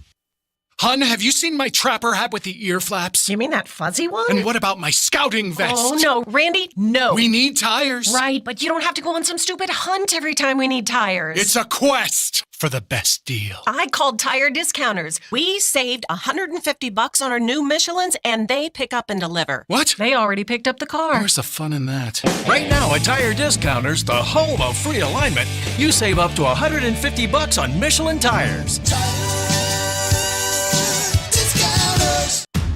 We're not saying Brevant Seeds could beat every seed brand out there. We're just saying that a new way of doing things backed by constant innovation, over 100 years of ag experience, science and service, the world's largest library of corn germplasm, and utilizing the expertise that can only come from local ag retail has led Brevant Seeds to average more bushels per acre than the competition every year we've sold seed. That's all. Bucking the status quo. That's the Brevant Seed standard. Do you get sinus infections, congestion, sinus pressure and pain, above your eyes, below your eyes, sinus headaches? You've gone to the doctor, you've visited urgent care over and over again, and it's always the same thing. Oh, I know. Let's try antibiotics and nasal sprays. But the sinus infections keep coming back. The good news? Relief is possible. How? A minimally invasive procedure done in the office of Indianapolis Sinus Center called balloon sinuplasty. Imagine the relief of not having to deal with your sinus infections anymore. Set an appointment today with Indianapolis Sinus Center and find out if balloon sinuplasty is the solution for you. Call 317-528-9650. 317-528-9650. That's 317-528-9650. Go where the pros go. Drexel Interiors for Timberlake Kitchen and Bath Cabinets. Visit Drexel's new design center on 146th Street at River Road or on North Shadeland. DrexelIN.com. You're listening to Rob Kendall. How can you listen to this wacko? And Casey Daniels. Yeah, baby. On 93 WIBC. I think this morning we had the greatest lie ever told in the history of Indiana politics. I don't know for sure yet. We're going to have to go back and really rack the brain. But I think this morning, Diego Morales, on with Tony Katz, told the greatest lie in Indiana political history. 93 WIBC, it is the Kendall and Casey Show. I'm Rob, Tony Kennett from Chalkboard Review, in for Casey today. Kevin's here. So we started the show with this, and we're going to play the audio again for you. And Tony, you're kind of the neutral arbiter in all this. October 10th, the night of October 10th, there was indeed a statewide televised debate on PBS in which Dr. Laura Wilson, who is a friend of this radio station, was the moderator, and Jeff Moore, the Libertarian, and Destiny Wells, the Democrat, debated, right? That is true. And I watched it. And it was made very clear that Diego Morales was invited to be a part of that debate and declined to participate. Is that also correct? That is very true. Both his office and he personally. Yeah. So I did not imagine sitting in my father's living room watching Jeff Moore and Destiny Wells debate each other with Laura Wilson as the moderator. That's true. I was not in your father's living room watching this. I was watching Destiny Wells say really awkward, weirdo things about abortion from somewhere else. And I was watching I was watching more a pretty decent candidate. I was like, all right, yeah, sounds good. I mean, I would really like to see a libertarian, a Secretary of State, saying as the traditional conservative on the air. Yeah, absolutely. Yeah. Okay. So we want to make sure that did indeed happen. And it is, you're a scholar, you're a writer, you're a broadcaster. It was a totally valid question by Tony Katz to Diego Morales to ask him, why did you not participate in this debate? Absolutely. The same kind of question you would ask Holcomb, why did he advocate for lockdowns? The same question you would ask of a Democrat. Why did you stand behind these certain policies? It's a very fair question to ask. Okay. And I didn't tell you we were going to do this because I want to see how easy this is if you actually are a person who has any idea WTF is going on with you or your campaign. I'm going to ask you a random question, and I want you to answer, okay? You got it. All right. And you will, and I know you're going to load doing this, but you are going to play the role of Diego Morales, okay? I'll be Tony Katz. All right. Mr. Morales, you elected not to participate in the debate earlier this past month. Why did you not feel you needed to stand on a stage with your opponents and answer questions for the taxpayers? Here's my answer. Destiny Wells is a pathetic candidate. I don't think more is worth the debate. I don't think the debate was worth my time. I would rather spend my time with the Hoosiers around the state of Indiana than on TV preening before a crowd. Okay, perfect. You just winged that. You pulled that out of your backside. As most things. And he knew he was going to get that question as he's been getting that question. Well, he's not getting it because he doesn't answer questions for the most part. And I think today we learned why he doesn't answer those questions. But that is not what he said at all. Here we go. Unfortunately, no. Here's his answer to why he didn't debate. Of course, a lot was made of the fact that a debate was offered up and you declined to attend. What was the decision about not attending a debate? Do you feel it hurts you in this election? First of all, as far as I know, there hasn't been a debate for 6. There has been no debate. That was his answer. The debate that you and I and hundreds of thousands of other people watched across this state, in which we know Jeff Moore and Destiny Wells are not holograms, nor is Dr. Laura Wilson. They were there. His answer to you is not the answer you gave, not that I didn't think it was worth my time, not that I get more votes being out campaigning somewhere else. It's the debate didn't happen. Now let's address the common response to this that I've seen from even, a lot of my followers also in the Hoosier State this morning. They've said, well, actually, he was saying that he was really saying that there's not really a debate for any other position. There never has really been a debate for other state offices. So therefore, he would rather spend his time crisscrossing the counties. And I would be okay with that answer. It's a weak political answer. It's a weak answer, but it is an answer. That's not what he did. 3 times during that segment, Tony Katz handed him the ladder to say, please, God in heaven, tell me you are not trying to say that there was no debate. And Diego slapped the ladder away and either refused to answer the question or just flat out told him, no, there was no debate. If this was just a one and done thing, yeah, we could play the 3D land chess, candy land shoots and ladders. That's fine. All right. If you want to say something didn't happen, Fetterman's over there. But in this case, he did answer, there's no debate. And then he kind of tries to back it up and call it like, well, he has a Hispanic accent, so he didn't really understand what he's saying. First of all, no. That's not, just because someone has an accent doesn't mean they didn't understand the question. That's not how Hispanic people work. Kind of a weird thing to suggest. He made a boo-boo. He made a boo-boo. It's okay. We can all admit together, he made a boo-boo. It's all right. You're not going to lose points for saying that he goofed. But he's gaslighting people, right? And this is what we talk about when Todd Young goes out and says, well, the Biden administration's spending is out of control. What about your spending? Well, it was smart spending. You're gaslighting people. And I know there are some in our audience who get tired of me barking on these two guys and beating on these two guys. And look, after Tuesday, when they both likely win their elections, we'll be done with it for a while.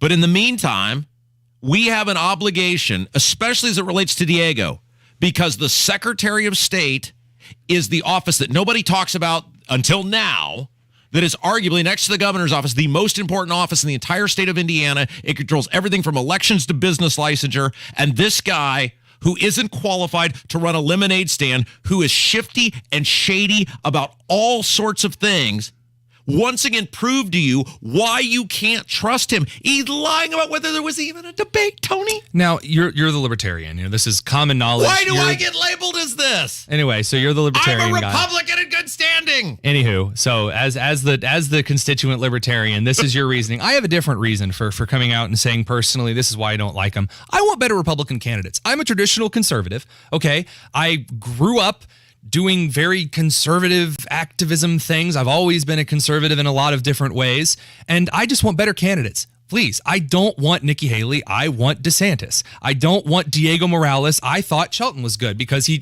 had a reason why he's reformed what he's doing, why I thought it was a good. That is why I have liked certain Republican candidates throughout my time working through politics. I don't think Diego fits it. This is why I tell Republicans, give me better people in the primaries than this absolute used car salesman that we have. The radio broadcasters are not bad guys or not the villains. I mean, you should. Oh, I'm a bad guy and a villain. Sure, well, yeah. Show up outside my house. Yeah.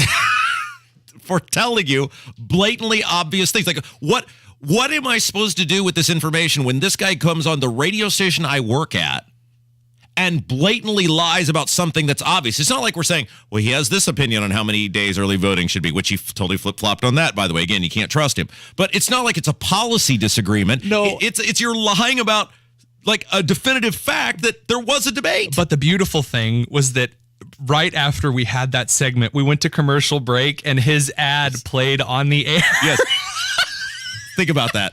He's paying exorbitant amounts of money. Diego Morales is the trustworthy and honest candidate who did not just lie to Tony Katz a few hours earlier this morning, paid for by Diego Morales. Just ask yourself this question. Even if you accept the fact, and then we'll get to a break.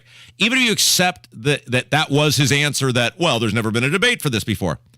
He's paying hundreds of thousands of dollars based on his campaign finance reports to buy time, whether it's here or various other television and radio outlets across the state, to deliver a message.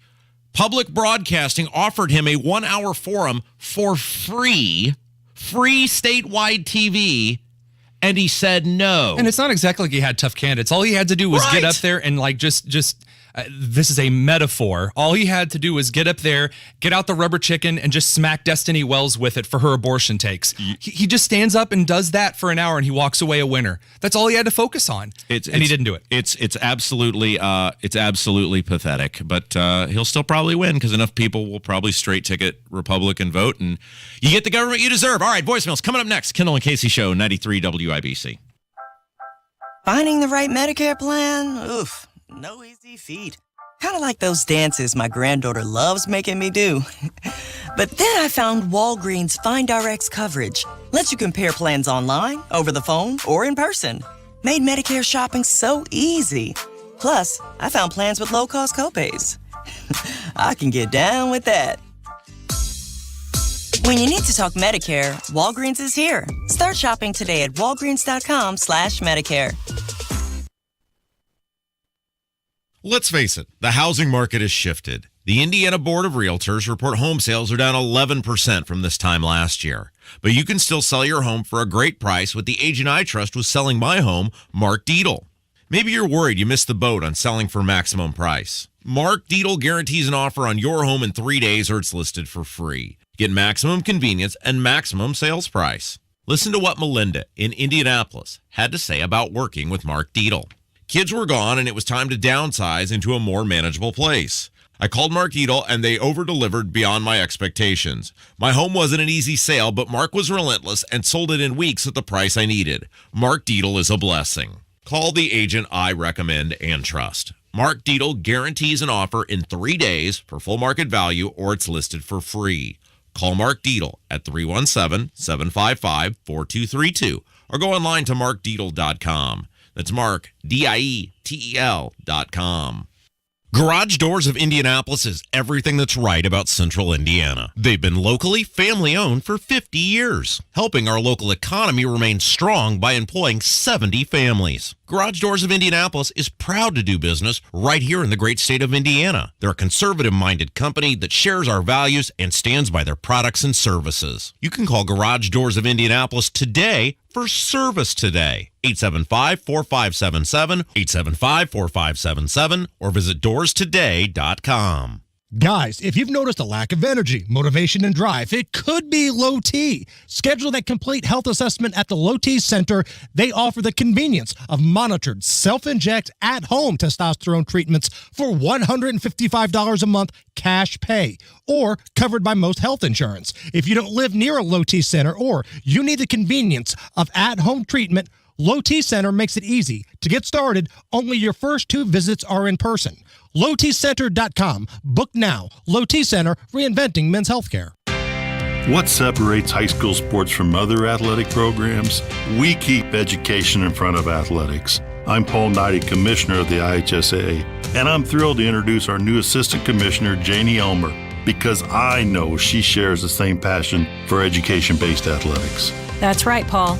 As a former principal, teacher, and Hoosier student-athlete myself, I understand firsthand how high school sports provide a complete educational experience for students. The real benefit of playing in the second classroom of high school sports isn't just about teams becoming better athletes. It's about them becoming better people, building character and developing the habits they need to be successful adults in life. Accountability, teamwork, respect, perseverance. These are just some of the life lessons learned on the playing field. It's good to have another passionate advocate for education-based athletics on the team. Welcome aboard, Assistant Commissioner Elmer. This is the second classroom. This is education-based athletics. This is your IHSAA.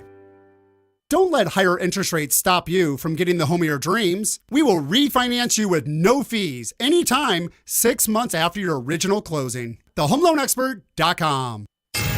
93 WIBC Mobile News. On the level, on the go.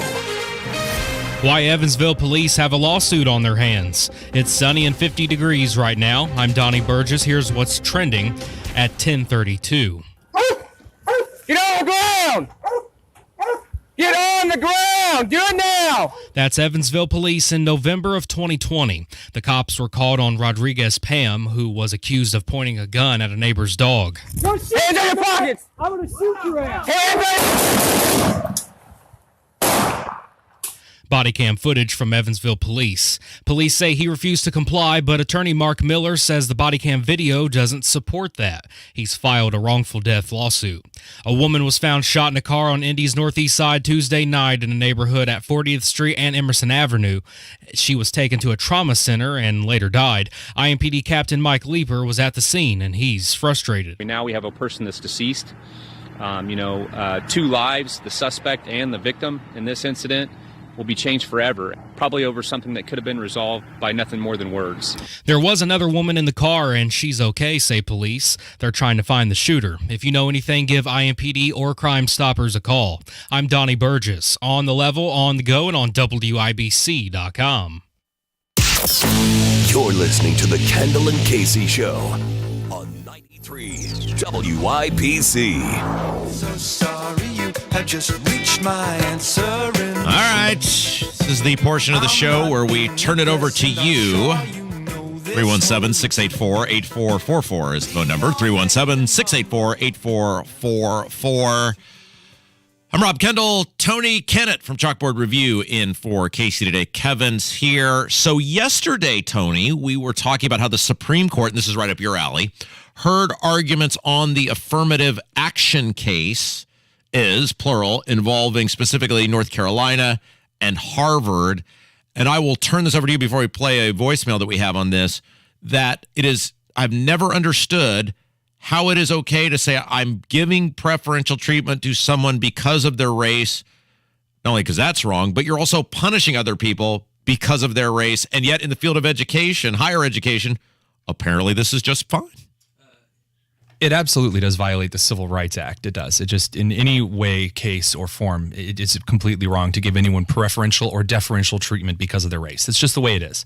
Ethnicity should never play into any kind of a decision, especially when public dollars are involved, because I'm not going to be rubber stamping racism with my tax dollars. It's just not going to happen. Penalizing Asian people because, by average, their kids are successful in college is very weird. I think that's wrong. Just like we should not be giving someone a boost because it's individual decisions and individual experiences which shape an individual.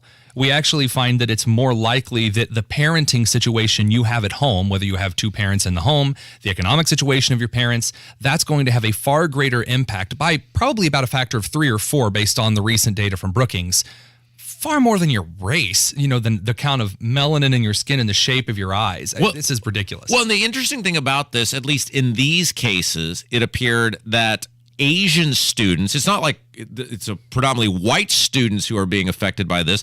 The crux of these cases is Asian students, also minorities, are the ones being negatively impacted. This does cut very much against the idea that the United States is a white supremacist country, because therefore we should expect to see white people, again, whatever the heck that means, but white people is this big blocky blob, or mutts as I call them, and very proudly a mutt myself, are at the top. No. It seems that Asians are high up in this area and also in other areas, and in the middle class, lower income class, as far as income are concerned.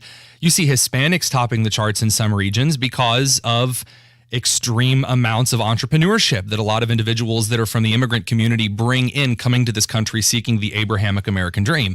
It doesn't fit the narrative, so we're going to punish. We think we're punishing white people, but actually you're punishing just people in general, and they deserve every bit of scorn that they're getting for this kind of tripe. All right, got a phone call about somebody who was negatively impacted by affirmative action. Take a listen. Hey, Rob. This is Nelson. I'm a regular listener on Southland of Indianapolis. And thank you for bringing up the information about the Supreme Court and the affirmative action. I think if you did open phone lines, you'd get a lot of people like me calling in about how affirmative action basically changed our lives. I'll just say in my case, I was going to Michigan State University looking to be a high school teacher and drama and music, choir, band. I did the general ed and everything. I got 2 years under my belt, went to apply for the College of Education, and they told me, I'm sorry, if you were black, you would be allowed in before you because you are white. They said, you're going to have to choose a different college. There are very few spots. So thought I'd share that with you. It changed my life.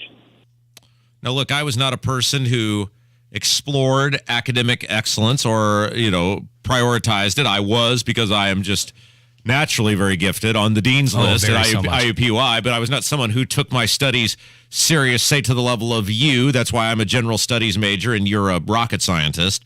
But if you were someone who did take a field of academic study super serious and you wanted to be a specific thing, it would be crushing to be told you can't do this because someone else is getting it because of the color of their skin. So it's interesting. When I was the science director over at Indianapolis Public Schools, I had a very weird experience with one of the STEM groups we were working at. I was supposed to design these STEM programs that favored getting more girls into the program, which is fine.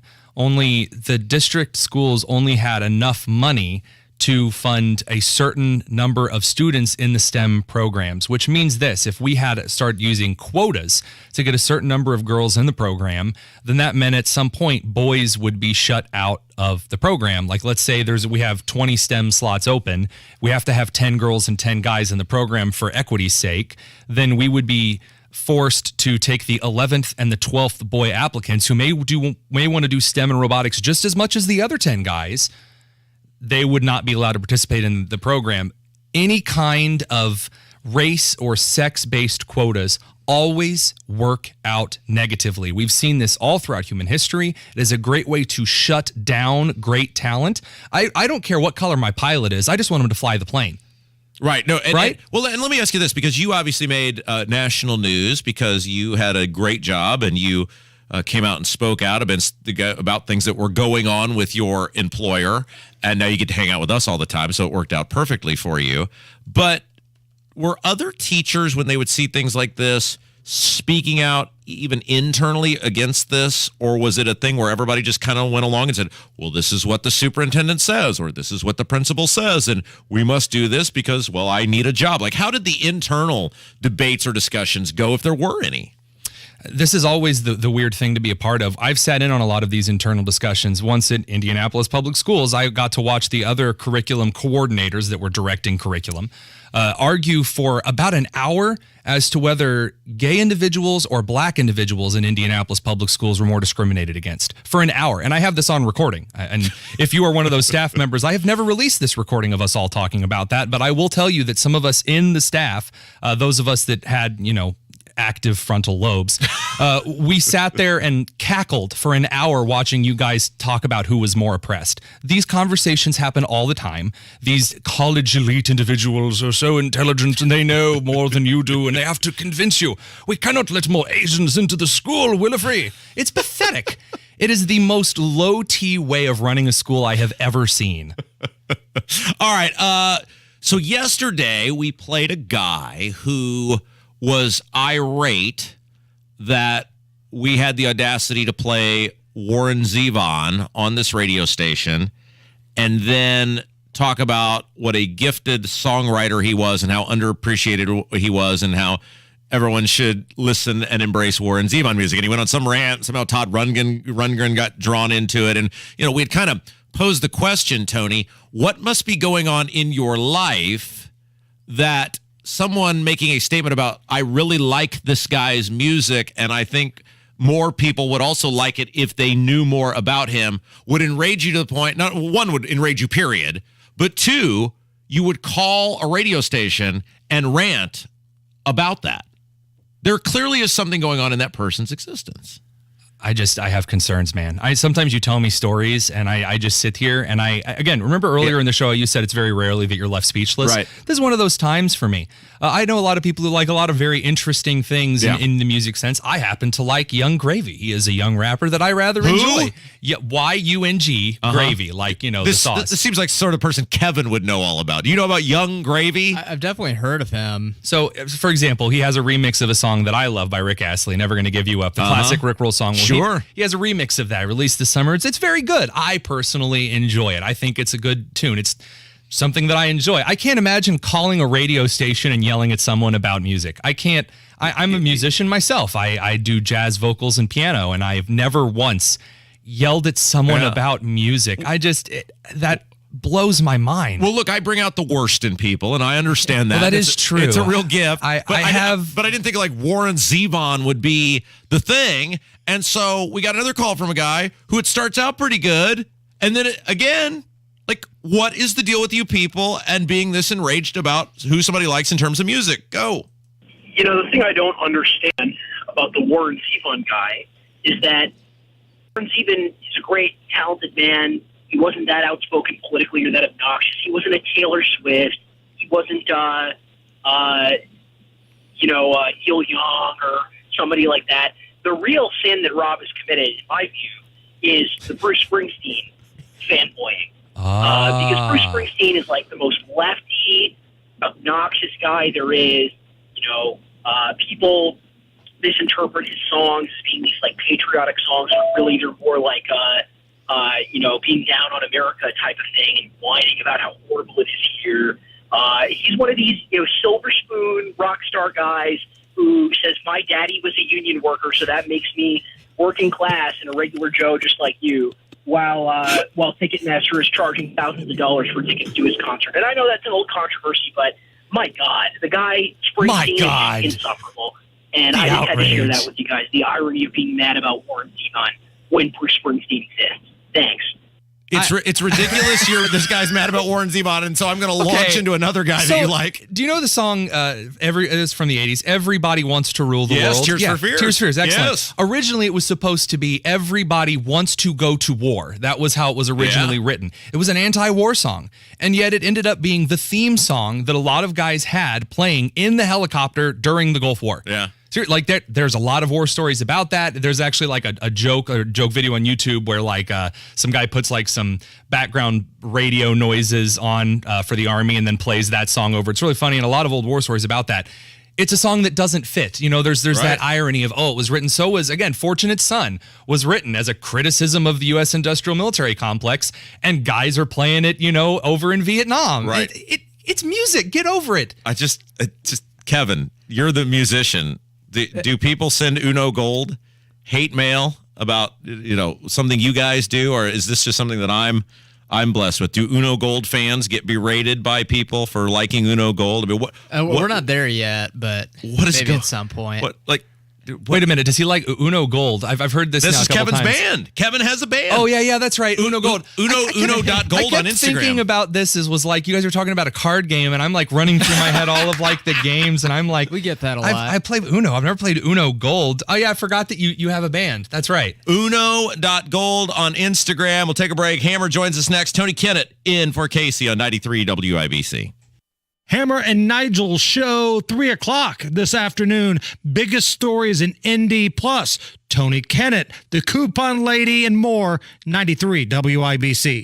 I'd rather be folding laundry. This is gonna be fun. Said no one ever. Also, no one enjoys wasting time in traffic. That's why we love saving you time. Matt Baird Traffic. Backups are already starting. On 93 WIBC. Chronic joint pain has a snowball effect. It's not just the pain. What that did is just make me depressed that I couldn't get back into the gym, and I was inactive, gaining weight. I had to find another alternative. And for Chad, that alternative was QC Kinetics and the non-surgical natural biologic treatments that can give lasting relief to aching hips, shoulders, knees, and backs. Once they explained it, it made sense. Putting what we have inside our body back into us in a certain strategic way to heal up in a natural process was fantastic. QC Kinetics treatments take place right in the office. No downtime, no surgery. And as for the outcome, I'm just back to bouncing around, having fun, doing my work, living pain-free. Don't let chronic joint pain rob you of your quality of life. Discover advanced regenerative medicine at QC Kinetics. Call now to learn more. It's a free consultation. Call QC Kinetics, 317-559-PAIN. That's 317-559-PAIN. 317-559-PAIN. Simply Safe was named the best home security of 2022 by U.S. News and World Report. But we don't do what we do for the accolades. We do it to protect you and everything you love. Our advanced sensors and HD cameras are powered by 24/7 professional monitoring for faster police response. Visit simplysafe.com/holiday to get 40% off any new system today. Advanced home security, 24/7 professional monitoring for less than $1 a day. There's no safe like Simply Safe. Come into Bell Tire today. You'll get the lowest tire price, period. Like $70 off a set of 4 Michelin tires. You'll also get a guy who will give you free lifetime flat repairs, tire rotations, and alignment checks. Get $70 off a set of 4 Michelin tires. Plus more free services and more out of your tires and more for your money. It's how we make the lowest tire price feel even lower at Bell Tire. See store and belltire.com for details and offer expiration. This is Ryan again, owner of Plumbing Heating Paramedics, your trained comfort specialist. Buying a new air conditioner or furnace is a big decision and can be pricey. That's why we recommend getting 3 quotes. Just make sure we are one of them. Why? Because the PHP guarantee says, if I can't beat a competitor's price by 10%, then I will give you $100. Dad always said, do quality work and serve every customer better than your competition. So let our family serve you. Visit saving10%.com and remember, it's hard to stop a train. WIBC will be on the road this Saturday as the Home and Garden Show broadcasts live from Sullivan Hardware and Garden at 71st and Keystone. Stop by and see Pat, Denny, and the gang, and check out what's new this fall season at Sullivan Hardware and Garden. 93 WIBC, it is the Kendall and Casey Show. I'm Rob, Tony Kennett's here, Kevin's here. Hammer, hello. How are you gentlemen doing today? Stellar. Regular sausage fest in this studio today. We got 3 dudes, not a chick to be found. Looks like the bad fraternity in every single college campus right now. You know, I was thinking about you this morning. That's a bad way to answer the question. I was in the shower. I was halfway through it. I realized what you just said, and then I thought, because I had planned where I wanted to go. The soap was running down the crack of my butt, and I thought, Hammer. Because your team, your Tennessee Vols, are number 1 in the new rankings, the first rankings for the college football playoff, and it has been my entire time I've known you, it's been basically suffering for you with Tennessee football. It has, and it's great to be there, But is it going to be short-lived? That's the question. Because when you look at the polls of college football, a lot of these teams that are in the top 6, it's like a round robin almost. They have to play each other. So Michigan and Ohio State will play each other at the end of the year. And this Saturday, Tennessee goes down to Georgia. And Georgia is an 8-point favorite in their home stadium against Tennessee. So, there's a lot of football still to be played, but to be back, so to speak, it's nice. College football and football in general this year, because I guess it's true for the pros as well. It's like Notre Dame, for an example. They have lost to a couple schools this year that I didn't even know had a football team. And then they've beaten the number 16 team twice and the number 17 team. How do you lose to Marshall and then beat the number 16 team twice? I just think there's a lot of parity in football right now. There is. There's like 3 or 4 really good teams, right? Like Ohio State, Georgia, Tennessee, Michigan, Alabama. I put them kind of separate. Now, there's some other teams with 1 losses, fine. Clemson's unbeaten, but I don't think anybody's scared of the ACC champion. I wouldn't be shocked if your Irish pulled the upset off. I hope so. But first 3-loss team to ever get in the playoff. Can you imagine? I can hear the gnashing of teeth from here. Notre Dame with 3 losses. 3 SEC schools and Notre Dame. It's what the people would have wanted. But, man, this is a big weekend, though. Irish and Clemson, I believe. And then, of course, Tennessee and Georgia, Bama and LSU, college football. And don't forget about the NFL, too, because NFL is crazy. Yeah. You look at the amount of Vegas underdogs that have won this year, and the dogs are rolling. Yeah, well, it's interesting because Abdul is in some sort of league where he has to pick 3 winners each week. And, of course, he may think Charlie Brown is on one of the teams. He picked the Judds in week 1. So he asks you and me and a couple other people, and then I think he tries to get a consensus. And last year, it's like pretty obvious. Like in the past, if the Bucks are playing the Falcons in years past, well, that's a home run. Or if the Texans are playing the Colts or whoever, it's pretty simple, right? The better team's normally going to win. But this year, it seems like I'm not even talking the spread. We're talking like straight who's going to win the game. There's games like when the Jets beat the Packers. Who saw that coming? And look what happened just past Monday night on Halloween. Cincinnati was a favorite going into Cleveland. Cleveland beat the hell out of them. Oh, it wasn't even... I watched the highlights from that, and I got, like, secondhand embarrassment. So, man, it's crazy. And this is why sports betting is so hard. Because there's so much parity involved. But I do have a winning record in college and NFL on All Indiana Bets. When sports betting is not hard is when Rob Kendall is your guest picker and tells you take Max Homa in the golf. That's when it's not hard. I made some money on the Phillies last night. A little baseball action. Let's go. So this is a big anniversary, speaking of the World Series. 6 years ago today, the Cubs did the impossible. So Game 7 was 6 years ago on this very date. And that was the greatest sports joy I've ever had in my life. I've seen a Colts Super Bowl. I've seen the Indiana Hoosiers win the basketball championship. I saw the Tennessee Volunteers in 1998 win the first, BCS football championship. Those are pretty cool things that have happened in my lifetime.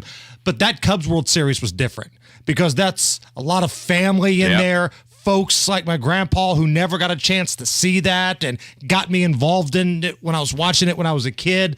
And it was such a amazing Game 7. They got out to a great start. You think, oh my God, this is it. And then they blow it. And every Cub fan thinks, this is it. This is going to be my Bartman moment. This is going to be the Black Cat moment, the Leon Durham moment. This is it. Another one. And then the rain delay, nobody thinks they're going to win after that. And Jason Hayward stands up like Bluto in Animal House and says, hey, what's this lying around blank? And the troops rally, and Zobrist and Rizzo and Bryant and company, they pulled it off. I had grown-ass man tears that night. Yeah, they paid Jason Hayward about $160 million for that one speech, and I think most Cubs fans would say totally worth it. Worth every penny. All the strikeouts, that's worth every penny. We got about a minute left here. I have no interest in the Colts now because I'm sick of seeing coordinators get fired. I'm sick of seeing players get traded. Why do Frank Reich and Ballard keep getting a pass? They are the common thread the past 5 years. Yeah, that's a great point. I don't know. And you make an interesting point. Like, a lot of people are just bored with this team. There's a Colts and Patriots game this weekend. Nobody's talking about it. Right. That used to be the game. The weekend. I'd go to church that Sunday and we'd all like argue and fight about it because we had the Pats fans that also were at our team. Man, it was just like, it was gross. And now, but the good kind of gross. You know, Manning versus Brady, Dungy, Belichick, and now you've got Sam Ehlinger against Mac Jones. Yippee. Good times. What's coming up this afternoon? The Tonus is going to come by. We'll do our usual Wednesday hit, the crazy coupon lady, and the biggest stories of the day. It's the Kendall and Casey Show on 93 WIBC.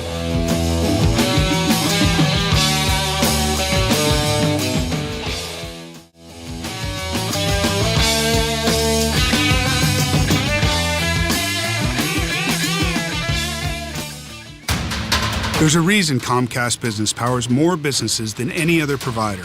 Actually, there's a few.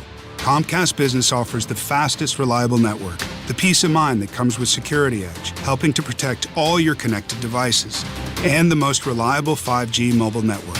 Want me to keep going? I can. Whether your small business is starting or growing, you need Comcast Business. Technology solutions that put you ahead and give you serious savings. Comcast Business, powering possibilities. Get internet, security, and voice for just $40 per month for 12 months when you add mobile. Plus, get free installation and ask how to get a $500 prepaid card with a qualifying gig bundle. Ends 11/6/2022. Restrictions apply. Requires Eagle Bill and AutoPay. New Comcast Business 250 megabit per second internet. Security Edge and one voice line customers only. 2-year agreement required. Equipment taxes and other fees and subject to change. Must add mobile 90 days from internet install and keep all services for mobile discount. Comcast Business Mobile utilizes the network with the most RootMetrics 5G data reliability wins in 1H 2022. Results may vary. Award is not an endorsement.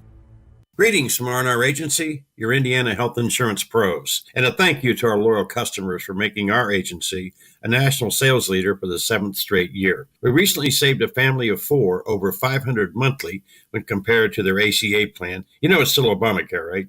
We recently saved a 61-year-old retiring couple over $600 when compared to their COBRA plan. Breaking news! We are now able to offer health insurance to employer groups of all sizes with 2 of the largest insurers in the Midwest. We've been in the same location with the same phone number for 27 years. We'll be here when you need us.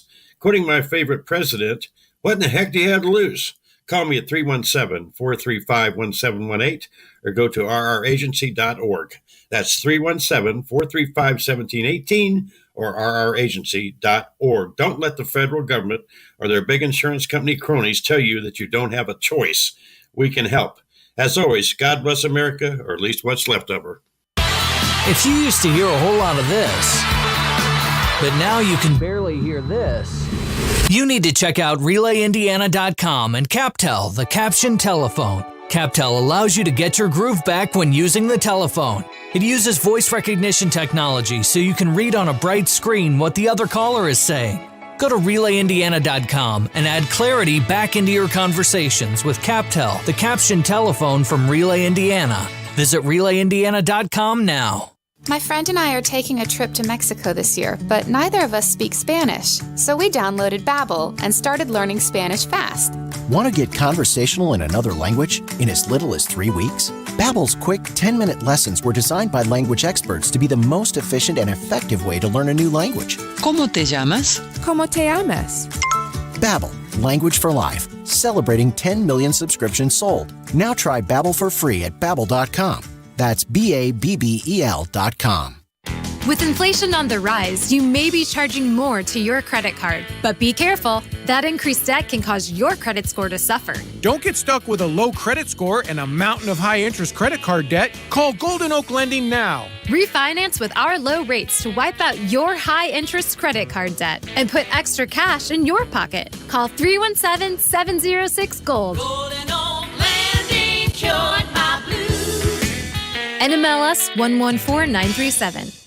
Today's forecast is a chiller. Living room turning into an icebox? We'll be right there. And 1 hour heating and air conditioning? We're always on time. Call 855-1-HOUR or visit onehourheatandair.com. Independently owned and operated. Licensed in the respective state or county. Go where the pros go. Drexel Interiors for Timberlake Kitchen and Bath Cabinets. Visit Drexel's new design center on 146th Street at River Road or on North Shadeland. DrexelIN.com.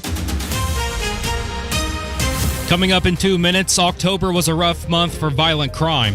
John Herrick reports on the rough start to November. And a shooting from the summer has added to the total number of homicides. Those stories and more next from the Shepherd Community Center studios. You're listening to 93 WIBC. WIBC HD1 Indianapolis. It's now 11 o'clock. Protecting democracy. I'm Chris Foster. Fox News. 6 days to the midterm elections. President Biden's giving a speech in Washington at 7 p.m. Eastern about what he calls threats to democracy, people who deny election results and undermine faith in elections.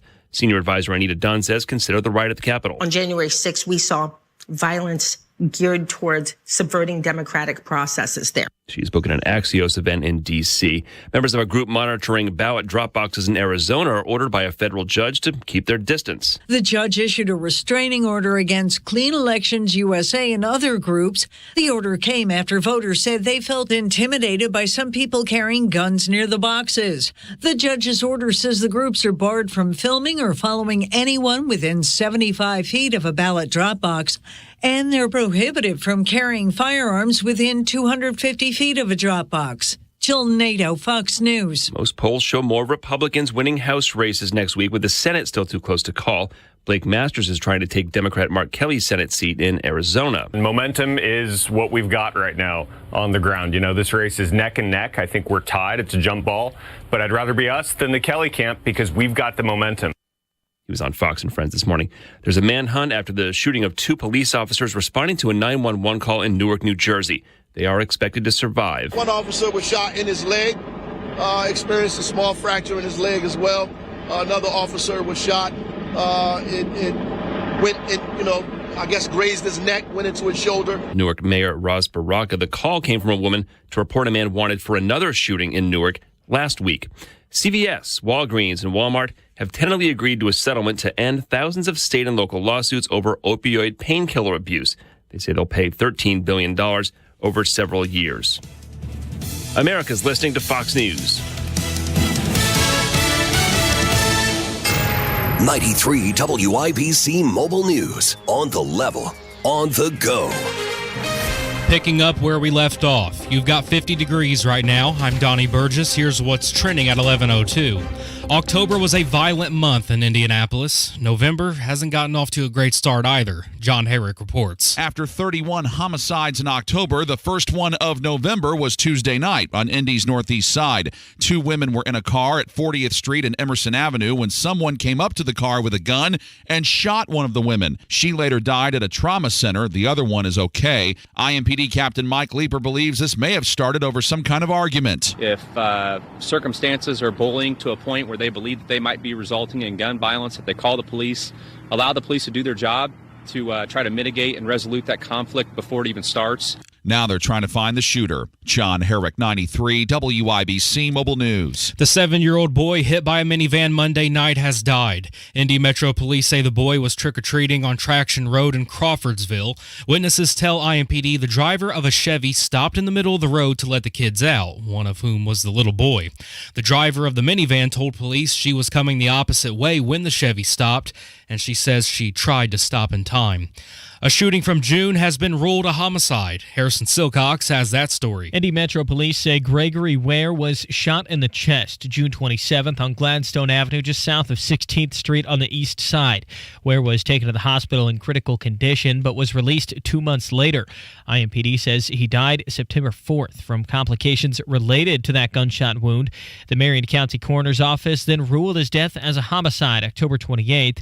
IMPD is asking for you to call if you know who might have pulled the trigger. Harrison Silcox, 93 WIBC Mobile News. You're paying $3.90 a gallon for gas today, says GasBuddy.com. That's up 8 cents from Monday.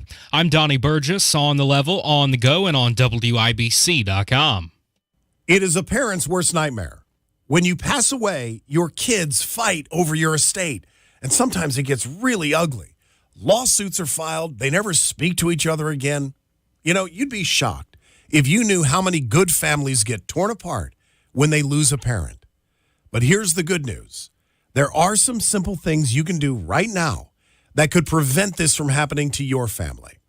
To learn more, just schedule a free legacy planning analysis with Bill Demery right here in Indy. To schedule this free analysis, call 317-805-4716. Don't let this happen to your family. How will you be remembered? Will you leave a legacy or a mess? Schedule your free legacy planning analysis by calling 317-805-4716. That's 317-805-4716.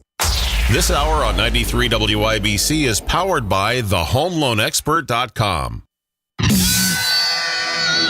You're listening to Rob Kendall. The Republican Party in Indiana sees zero problem in record spending, in record taxation. And Casey Daniels. You went out there and said, please vote for me. You debated other people on why you're the better person for the position.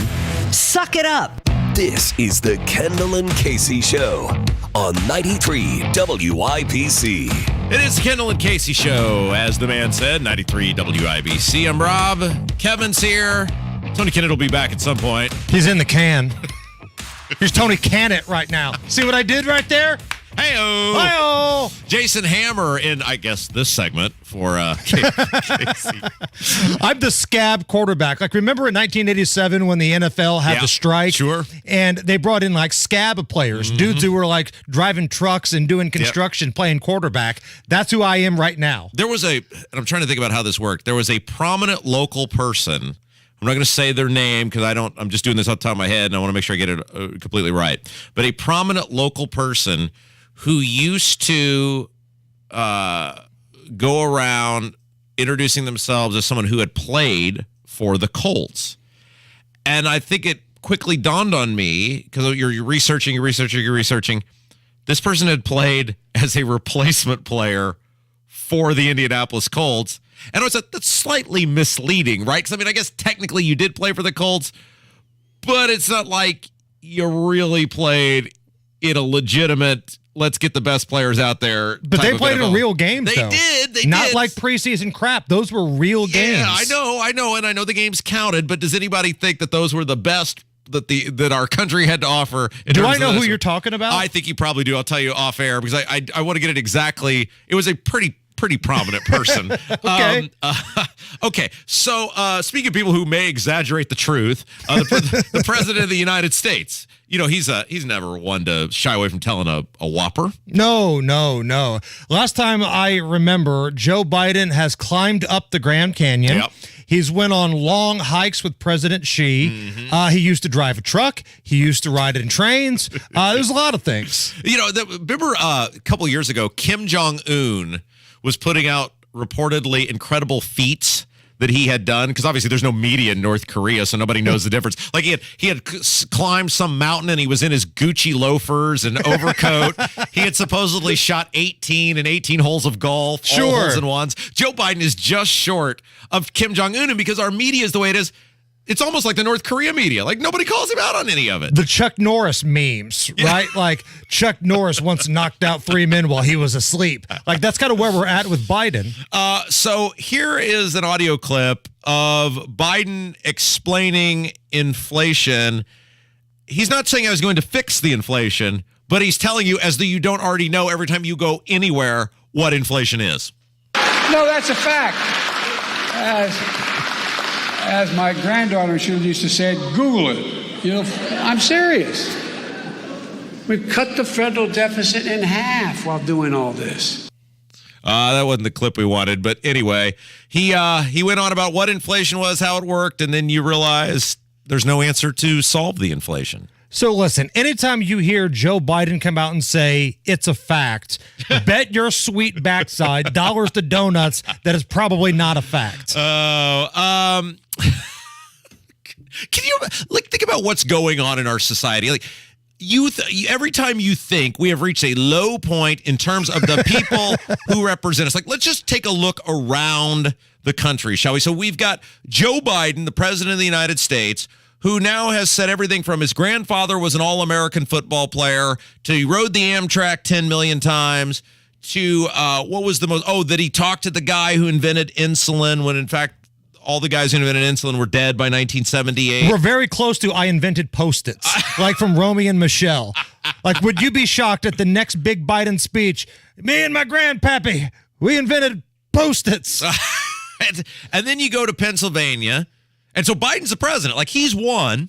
Then you go to Pennsylvania, where the U.S. Senate candidate there starts with, "Hi, everybody, good night." And whether he's winning, losing, he's within a point or two of winning, and that race will probably be a point or two either way. And then we'll get to it a little bit later, the Republican candidate for Secretary of State here, who didn't participate in the debate, telling Tony Katz this morning, "I didn't participate in the debate," which was aired on statewide television because there was no debate. Like, why do we keep electing these people? Isn't there Republican, Democrat, whatever? Isn't there part of us, whether it's Fetterman or Diego or Biden or Todd Young or whoever, where you just go, enough? And why do the parties keep putting up zeros? Like, why do they feel like they can get zeros across the finish line? Is it because they can? I mean, we did see that with Joe Biden. Joe Biden's a zero. He's lost his fastball a long time ago. He can't walk up the stairs to Air Force One. He can't ride a bike. He can't speak without saying something embarrassing. But they thought they could get him over the finish line compared to the rest of the zeros that were in that group, and they were right. Yeah, absolutely. So is this more of a political problem, or is this an us problem as voters? Well, they get rewarded for bad behavior. And this is why, and again, I know people are like, dude, we know what your opinion about Diego is. We know what your opinion about Todd Young is. Look, after next Tuesday, it goes away, right? We're done with it. You've got to send a message now. And even if, look, those two guys, Young and Diego, are probably going to win. But your vote can actually count if you protest vote because they're going to win anyway. So what difference does it make if Todd Young wins 50-40-10 versus Todd Young wins 49-40-11? Don't you feel better about yourself? Same thing with Diego by actually making your.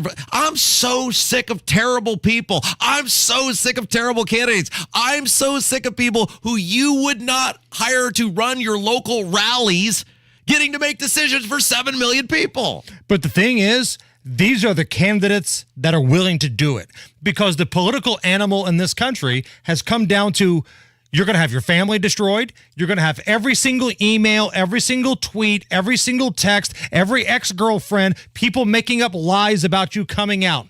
Are you willing to do all that for something that's not guaranteed, right? You're not guaranteed to win. So somebody in one of these races is going to lose. They've had all their family dirt dug up, and for what? Yes, you can probably weasel some money from the party. They'll find ways to get you some cash. You can make some money on the speaking tour. But man, nobody that has any sort of good feeling about themselves wants to run anymore. Honestly, I kind of feel like this is why you're not going to see people like Mitch Daniels throwing their hat in the ring, because why do they want to have everybody digging through their trash anymore? Not everybody wants that. It's Kendall Casey's show. I'm Rob. Hammer this segment yes. with us. I love that we just get hosts that are like, hey, man, I'll be back in like 20 minutes. Can you handle this? It was chili burrito day this morning, and I'm not sure I'm going to be back. I guess. Okay, great. Hammers and Kevin's here. I want to play a clip from Rick Santorum. Rick Santorum, former senator from Pennsylvania. Who looks just like the dentist in Rudolph the Red-Nosed Reindeer. He looks like Hermie. You put a side-by-side up. Kevin knows what I'm talking about. That's a crazy reference. Of Rick Santorum and Hermie. I want to be a dentist. They're the same dude. They are the same guy. Can we just stop the show now? I think it was George Costanza said leave on a high note. I feel like that's our high note for the day. Anyway, he obviously was talking about Trump's impact on the Republican Party and the party in Pennsylvania. And I thought this was an interesting take of how Trump has changed the Republican Party. I think what Trump has done is really brought that message, not just him. I think people get sometimes confused that it's Trump that people are supporting. But if Trump had been a moderate to liberal Republican who wasn't out there fighting for working people and standing up against the woke mob and against the media, a media that is corrupt, he wouldn't have gotten those votes either. He's brought together through just breaking through the mainstream media barriers that have been put up to conservative candidates in the past. He's broken through that and finally reached people who knew they weren't Democrats anymore, but didn't think the Republican Party cared about them. Well, Donald Trump showed that the party does, and what you've seen is a lot of MAGA Republicans, a lot of Republicans following suit and subscribing to the policies that Trump articulated, and I think that's what's made the difference. Look, every candidate running in Pennsylvania is running under the banner of working blue-collar conservatism, not... Okay, you gotta shut up because I can't. I never knew that until now. I'm never gonna be able to unhear that. He was minutes away from singing "Why Am I Such a Misfit." I can't believe that never dawned on me until just now. Same guy. I'm never gonna be able to unhear that. Every time now I see or hear him, that's what I'm gonna think of. After that interview, he hooked up with old Kris Kringle, and they rescued everybody from the island of misfit toys. Silver and gold. Nobody wants to play with a Charlie in the box. All right, let's take a break. The Kendall and Casey Show. This could be the most consequential midterm election in decades. Who will represent us in Congress and the State House? Who will oversee our future elections? You have a voice with your one vote. Not happy with the current state of affairs with the country? You can do something about it. Voting is one of our most important rights as Americans. It's how you can stand up for your beliefs, your values, and for future generations. A reminder to make your vote count on November 8th. From WIBC and Urban One. Hi, this is Joe Cordell with the law firm Cordell & Cordell. When the prospect of divorce becomes a reality, you need a partner that you can count on. If you're a man in this situation, consider contacting Cordell & Cordell. We've helped men navigate complex legal matters for 30 years. Contact Cordell & Cordell to schedule an appointment with one of our firm's Indianapolis area attorneys. 101 West Ohio Street, Suite 1250, Indianapolis, Indiana 46204. Online at CordellCordell.com. At Busey Wealth Management, we're proud to partner with individuals, families, and foundations, ensuring possibilities become achievements. From preserving and enhancing your assets to securing your legacy for future generations, we're focused on your success. Busey Bank, building business, growing wealth. Since 1868, member FDIC.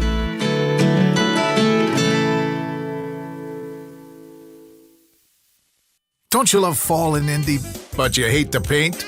Well, do what your neighbor Mark did. He called Rhino Shield. It's a two-story home built in 1992. Around 2001, looking at needing to paint, I heard a radio ad, with Rhino Shield, you won't have to paint again for another 25 years. That's because Rhino Shield's not paint. It's better. They're very professional. We had everything done. Everything that would typically be painted on a house was done, and it was very fast. All right, Indy, get the 25-year guaranteed protection of Rhino Shield right now for 15% off the regular price. It was done in 2001 and still going strong. From what I've seen on our home, they can easily offer a 25-year guarantee and not worry about it. Here's owner Shane Smith. This offer is limited, so call me at 888-RHINO-41. That's 888-RHINO-41. Don't paint. Don't vinyl. Go Rhino. Don't paint.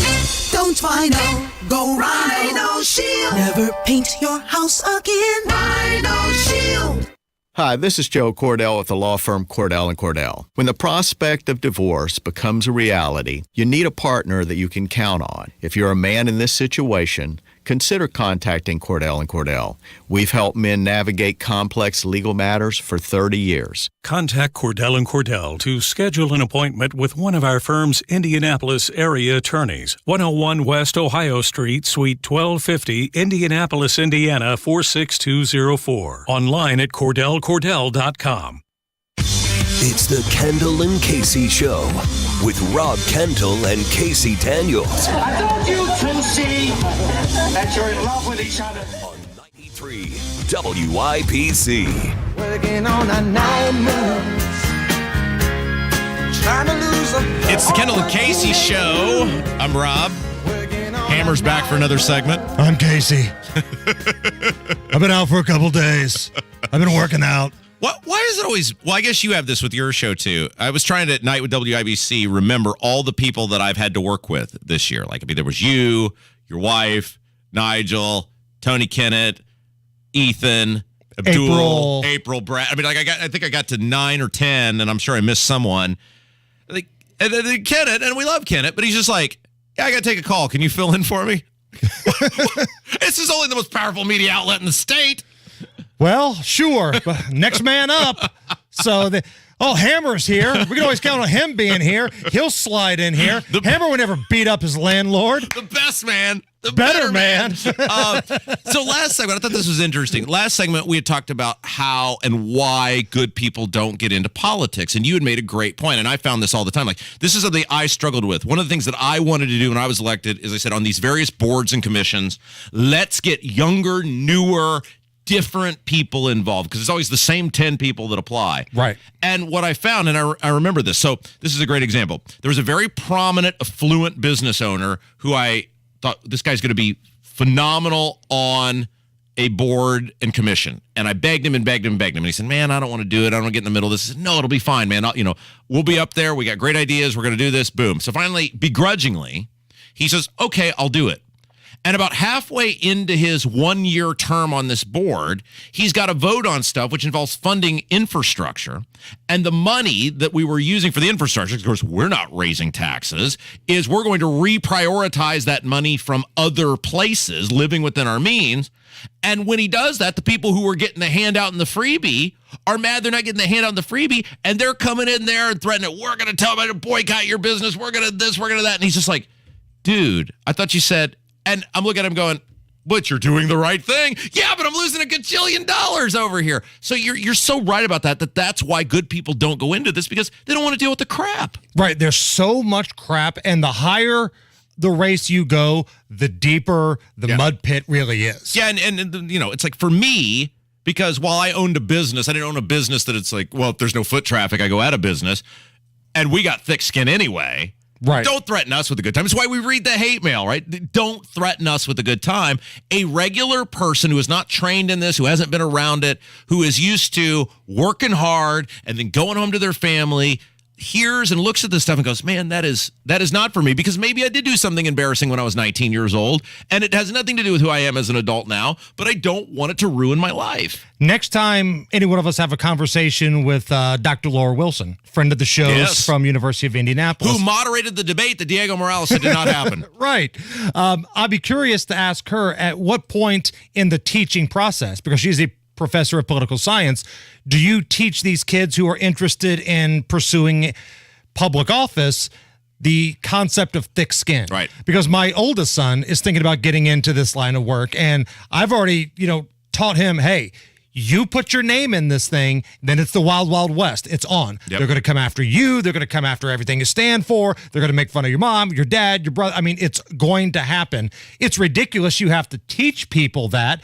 But I think if you start them younger, they kind of grasp it a little bit more. Because there's a lot of people that think, oh, wow, I've been a successful guy. I've got this great business. People tell me I should run. And it's a culture shock when somebody's coming out of the woodwork saying, you sexually harassed me 13 years ago. Right. No, you're absolutely correct. And you got to know how to respond to it. You got to know how to deal with it. And so I say all this because, friend of the show, Micah Beckwith, he is a lightning rod for hatred. And it blows my mind because he's like the most spiritual, nicest guy. Yeah. And people just and it is a reminder, and social media is a reminder too, that there are lunatics amongst us, right? Social media allows us to see, and you and I have talked about this for years, have these people always been here and we just didn't notice it because there was no social media, or have they just become more prevalent or more seen because of social media?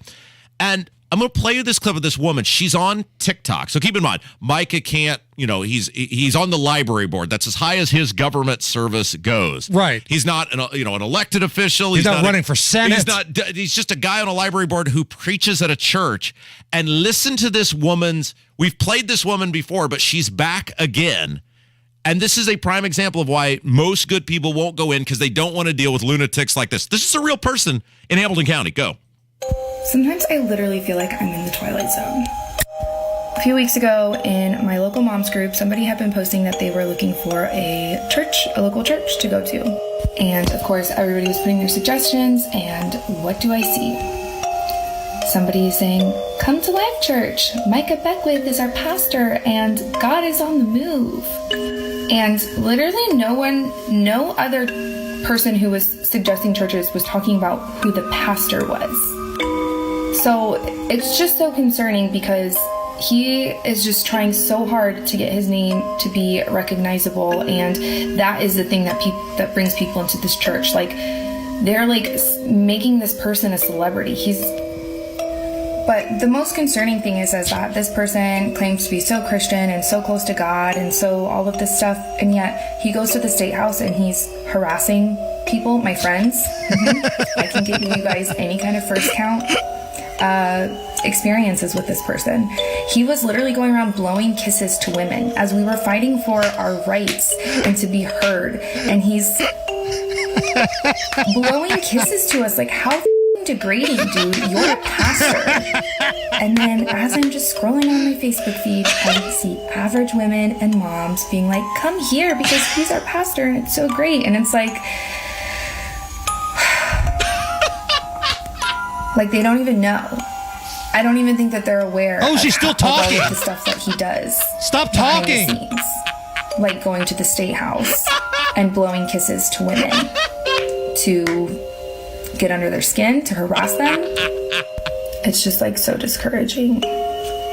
Like, I feel like if I went into the church and saw how much of like a celebrity this guy was like trying to make himself, like I would be like, this is probably not the church for me. Okay. And she keeps going on and on and on and on. Why do you hate me?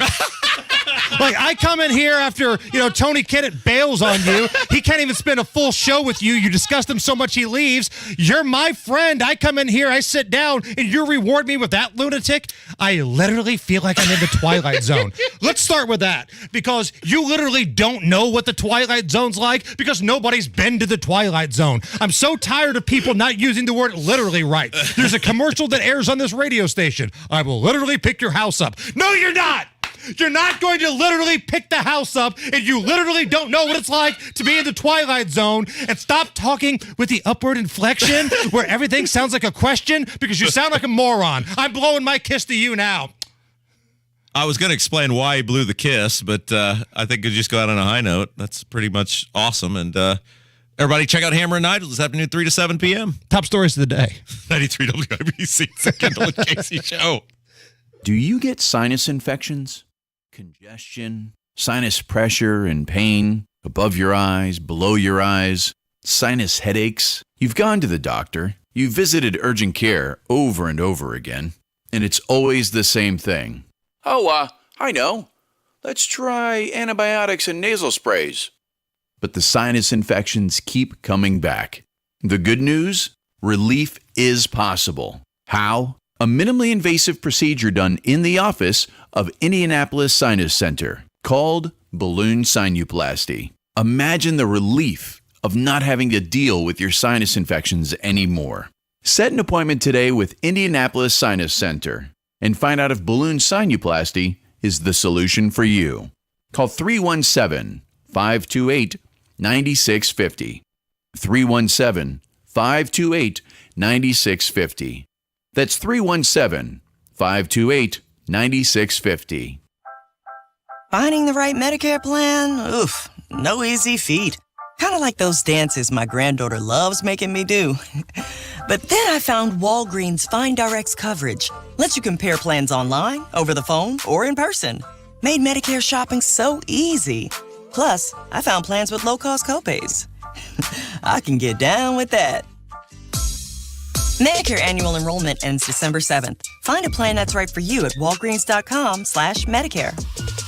Guy Relford here. Time again for the Indy 1500 Gun and Knife Show this coming weekend at the State Fairgrounds, Friday, Saturday, and Sunday. There's never been a more important time to exercise our rights as true Americans. It's the Indy 1500 Gun and Knife Show. See the best in sporting, hunting, and personal protection gear, plus great displays of Americana. Come see us this weekend at the Indy 1500 Gun and Knife Show, Friday 2 to 7, Saturday 9 to 6, and Sunday 9 to 4. It's the Indy 1500 Gun and Knife Show. See you there. Hey, Kate. So you think we got tar spot? In that field east of the river, for sure. That's why I'd go with that Brevant Seeds Corn Hybrid. You got those soil test results? Yep. We'll want to increase your potash recommendation. Should I be using a pre-emerge from Mare's Tail? Absolutely. And soon. Is a hot dog a sandwich? Nope. A hot dog is a hot dog. If it matters in ag, your retailer knows it. That's why at Brevant Seeds, we work only with retailers. Find yours at Brevant.com. Guys, if you need an annual health exam, check out the Low T Center to get your complete health assessment. They'll check all of your levels, not just your T level. In most cases, it's completely covered by your health insurance. And if you don't have insurance, it's less than $100 for a full lab panel and office visit with the medical provider. And they give you a complete health assessment. Low T Center, specializing in men's health. Go to lowtcenter.com right now. Book online. Low T Center, reinventing men's healthcare. Greetings from R&R Agency, your Indiana health insurance pros. And a thank you to our loyal customers for making our agency a national sales leader for the 7th straight year. We recently saved a family of 4 over $500 monthly when compared to their ACA plan. You know it's still Obamacare, right? We recently saved a 61-year-old retiring couple over $600 when compared to their COBRA plan. Breaking news. We are now able to offer health insurance to employer groups of all sizes with 2 of the largest insurers in the Midwest.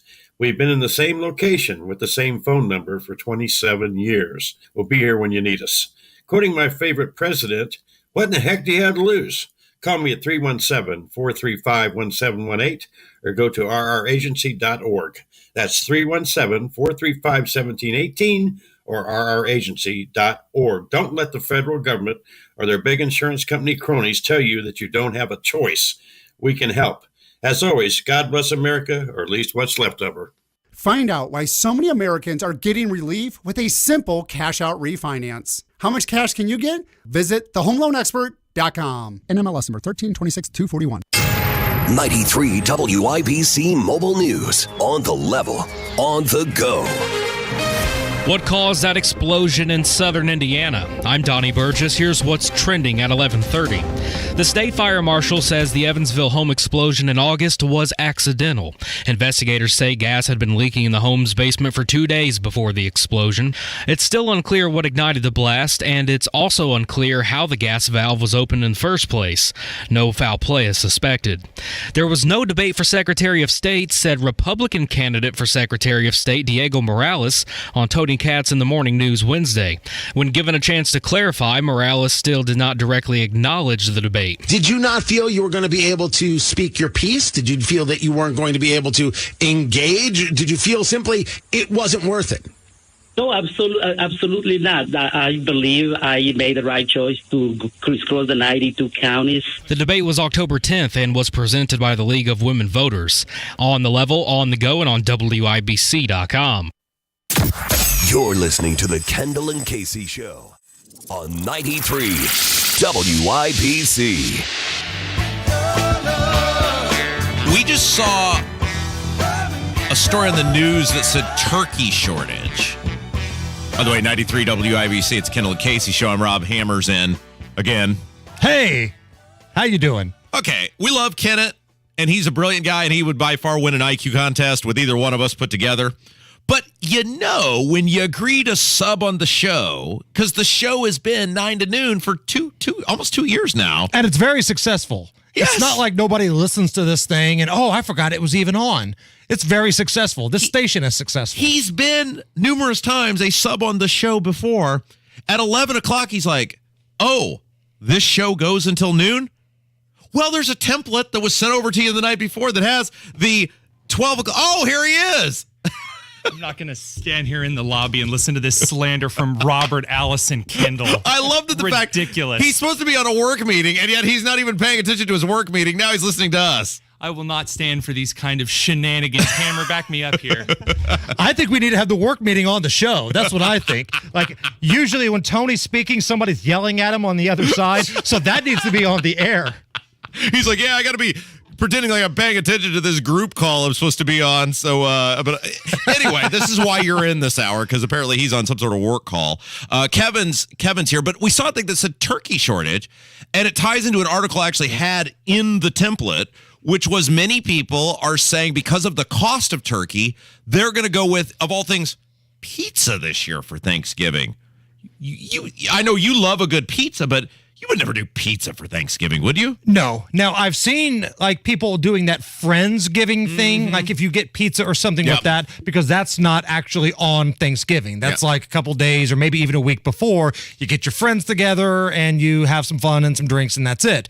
But actual Thanksgiving dinner with pizza, no. Yeah. I'm sorry. Now, speaking of Thanksgiving, and Kevin, you can weigh in on this because you are still a man who is single and still has an opportunity to partake in this. Hammer, you will, I think, agree with this. There were 2 great drinking days of the year. Now, I don't think you really got to participate in the second one because you were married by then. But in terms of going out and drinking, the 2 greatest drinking days of the year were the night before Thanksgiving and daylight savings time when the clock goes back because you get an extra hour of drinking. Yes, Kevin. Don't they call the night before Thanksgiving Blackout Wednesday? Yep. Back when I was a club DJ and I was doing that kind of stuff, man, it was one of the rowdier nights of the year. Yeah. It was. Oh, yeah. And what was fun when you were younger is that if you went away to college, you came back, it was a hodgepodge of your college friends and your high school friends, and everybody kind of got together. Sometimes it was awkward. Sometimes it was just more the merrier. Yeah. The 2 greatest drinking days of the year were the night before Thanksgiving and the daylight savings time when you would roll the hour back because it was an extra hour of drinking. And you would always forget. Like, you would always forget, oh, my gosh, we get an extra hour. You knew when you went out, but by that point, by 2 a.m., you had drank so much you had forgotten that, and then it was 1 a.m. And, Kevin, you're going to get to this level one day where I'm at right now where there'll be a moment. You won't see it coming, but there'll be a moment where it went from an extra hour of drinking to an extra hour of sleep. Yeah. That crossover is coming, my friend. Yeah, it was like something magical had come upon you. And for me, it was usually sitting over a Long Island at Kilroy's where I realized I have another hour to try another one of these 30 delicious flavors of Long Island. And that's not a good choice for my health, but it is a choice that I feel compelled to make because there is a reason we're getting this extra hour of drinking. Or if you were like me, you could say, all right, I haven't hooked up with anybody all night long. The clock is ticking. They put like an extra second on the clock here, right? It's the sports equivalent of they're going to put one untimed down on the clock. This is your Hail Mary hour. Go take that woman from Southport home right now. Now, for me in Broad Ripple, the Thanksgiving drinking night, the night before Thanksgiving, the issue I had with it is there's all these people, because this is my space, right? Like, you made a decision to go to IU, you made a decision to go to Purdue, you made a decision to go wherever. Great. You got the go-away college experience. The trade-off on that was that then basically during the school year, other than Butler, UIndy people, whatever, the Broad Ripple, Indianapolis area was mine, and now all you people who are getting the college experience that I'm not getting are invading my territory. You're in my territory. There should not be this many people in the bars that I visit, and I should not have to wait this long to get a drink. So if I understand this correctly, you're upset that there are more hot chicks in the bar. I never thought of it that way, which is maybe why I'm sitting here with you today. I can't believe I have to wait for a drink with all of these hot 21-year-old chicks here in the bar. How dare you? Out of my way, peasant. I will say, though, that night before Thanksgiving and even New Year's Eve, and to an extent, St. Patrick's Day, and Nigel will back me up on this, us veteran drinkers, we call that amateur hour. Yeah, you're right. Yeah. Because a lot of people go crazy those nights and they don't know how to hold their booze, and people are out driving that probably shouldn't be, and it's amateur hour. Oh, here it is, and I knew it was coming, a letter from Matt Hiblin, and it's just like clockwork when we talk about daylight savings time. Here it is. You ready? And I wish we'd have known this because Matt Hiblin had one of the all-time great rants about daylight savings time. I'll tell you what, I'm going to read this, and then when we come back, I think maybe we'll play the Matt Hiblin rant. Oh, you have it? Oh, yeah, it's in the chicks folder somewhere. We'll try to find it. Here's what he wrote. This is our boss. He's essentially the de facto in charge of the radio station. Time is time. There is no extra hour. You're getting back the hour you took away from yourself earlier in the year. That's like saying the government gave you money, When do you get your taxes back? You guys are giving me chest pains. There are 24 hours in a day, no matter what the duck you do with your clock. And he didn't say duck. Well, wait a minute. No. Because coming up on Saturday and a Sunday, there's more than 24 hours, right? You're gaining an hour, But right? I think he's saying you lose it at a later point in the year. Okay, I'll hear that argument, but don't tell me that there's not more than 24 hours in a day, because coming up this weekend, there factually is. We got to find this rant. Okay, we'll take a break. It is one of the greatest pieces of radio you've ever heard. I know it's somewhere in the folder here. We'll try to find it, and if not, we'll just tell you how awful Diego Morales is. One of the two things will happen when we come back. It's Kendall and Casey show on 93 WIBC. Hammer and Nigel show, 3 o'clock this afternoon. Biggest stories in Indy, plus Tony Kennett, the Coupon Lady, and more. 93 WIBC. There's a lot of sexy content on the internet. And there's WIBC, full of faces meant for radio. Hammer and Nigel, Kendall and Casey. Okay, Casey could be on TV. Now streaming every day on YouTube. Go to youtube.com/WIBC. At Progressive, you can get 24/7 protection, even if you break the space-time continuum. Wait, every time you wake up is the same day? That's terrible. Don't worry, I call Progressive. Their 24/7 protection still works even if my day does last forever. Yeah, but don't you want it to end? Are you kidding? I win the lottery whenever I want and never regret anything. It's the best. Yeah, that's a good point. Progressive offers more than a great price when you bundle home and auto. We offer round-the-clock protection, which literally means anytime. Coverage from Progressive Casualty Insurance Company, affiliates, and third-party insurers, and subject to policy terms. Bundle discount not available in all states or situations. Introducing Spectrum One. Get Spectrum Internet with speeds of 300 megabits per second. Advanced Wi-Fi with best-in-class security and privacy. Spectrum Mobile with unlimited talk, text, and data, plus nationwide 5G. Get it all with Spectrum One. Spectrum Internet, advanced Wi-Fi, and one line of Spectrum Mobile Unlimited for only $49.99 a month. Visit Spectrum.com or a Spectrum store today. Valid for qualified residential customers only. Service not available in all areas. Restrictions apply. At Indiana Foundation Service, we work on a lot of neighborhood homes, and we're proud to share some of what our customers have said about us. My basement had massive amounts of water when it rained. I made an appointment. They were professional and honest. I'd highly recommend them if you need help waterproofing your home. You'll be in good hands. When we realized our family room was sinking, we knew we had to act fast and get the right people to come out and evaluate our situation. It was nerve-wracking. Turns out I had a foundation problem. They fixed it and guaranteed it for life. I was having problems with water in my crawl space during heavy rains. I was concerned about mold and the air my family was breathing. I'm so happy I called. The problem was fixed, and I'm not stressed anymore. Indiana Foundation Service can keep your home and family safe. Visit indianafoundation.com to book your free inspection. Indiana Foundation Service. Reliability from the ground up.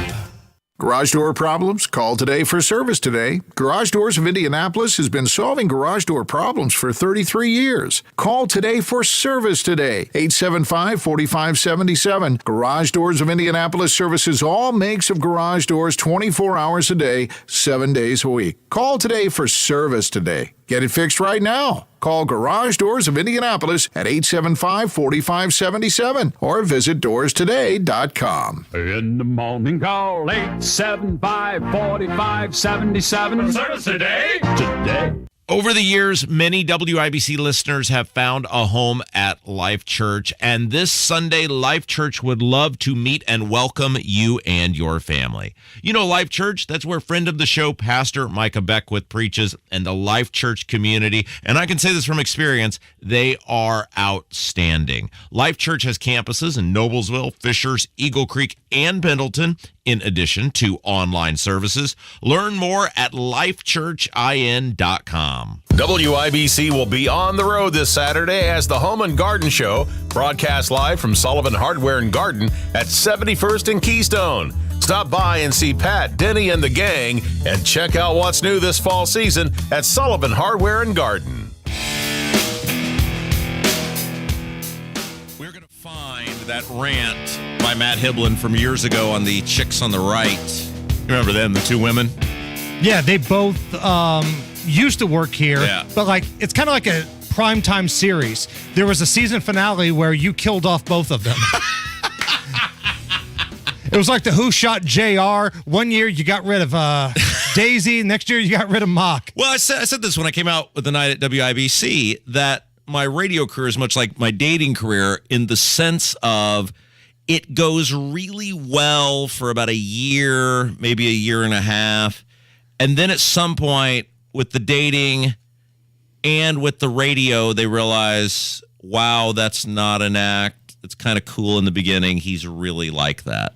Right. You're kind of becoming the Taylor Swift of radio. Like Taylor Swift will come out with all these songs about how guys have done her dirty. Yeah. Well, after a while, maybe you got to look in the mirror and say, chick, maybe it's you. Yeah. And not only, and this is true with the dating and also with the radio, do they leave? They get as far away from me as possible. Like Daisy went all the way to Texas. Right. Mock is moving to the Atlantic Ocean. Correct. Aren't you moving underground at this point? Well, I'm a pretty talented guy, and my ratings are really good, but there must be something about Kendall, the mole working man. with me, which is why I think David made a great move, our boss David Wood, when he hired Casey, because she'd never done talk radio before, so she has no idea what to expect. Like, to her, this is normal behavior.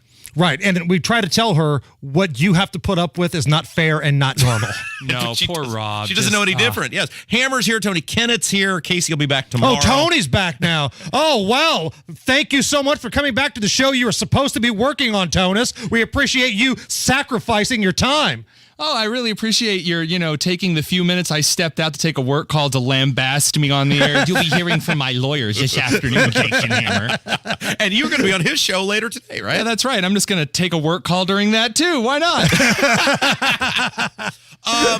So I think we can agree the highlight, or in this case, the low light of the day, was Diego Morales' appearance on Tony Katz this morning. Now, I have not heard this audio yet. Would you like to hear it? I would love to. Okay, so we all knew that... Rob was hoping you would say yes more than anything. Yeah, we were going to hear it regardless. You will clenched. like it. We all knew he was going to get asked why you are such a coward and would not appear on a debate stage with Jeff Moore, the Libertarian. Were those Tony's words? Well, those were my words. I don't think Tony was going to... Tony did not word it quite like that, but it's like, this is a hot button topic that people want to talk about, which is, why are you refusing to debate your opponents? I mean, say what you want about Todd Young. He got up on a stage and gave terrible answers with Siniak and McDermott, but he at least was there and he gave the answers, and you'd say what you want about his thoughts, but he's a man. He stood up there and he did the debate. In the case of Diego, you have refused to do that, yet you're spending exorbitant amounts of money to be on this radio station and other media outlets to pay to get your message out when you were offered the ability to get that message out for free. That doesn't make sense to anyone.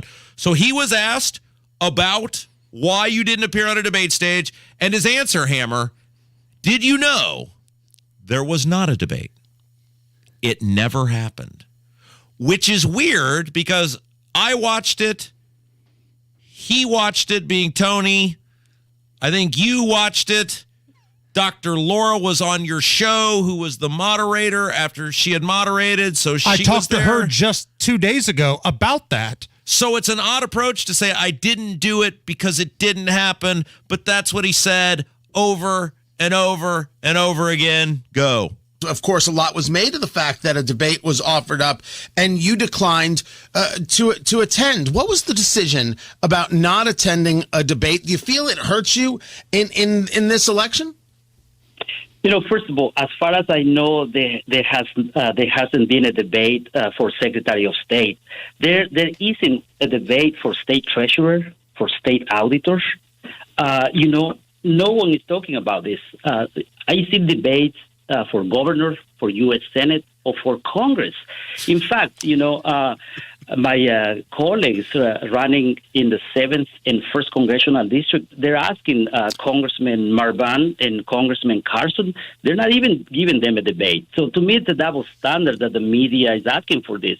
But I think the question would still apply to Frank Marvan in the 1st and to Andre Carson in the 7th. Marvan will not debate Jennifer Ruth Green, you're saying. And of course, we know that Andre Carson will not debate Angela Grabowski in the 2nd. I'm asking specifically about yours, that there was indeed a debate. Did you not consider that debate to be legitimate?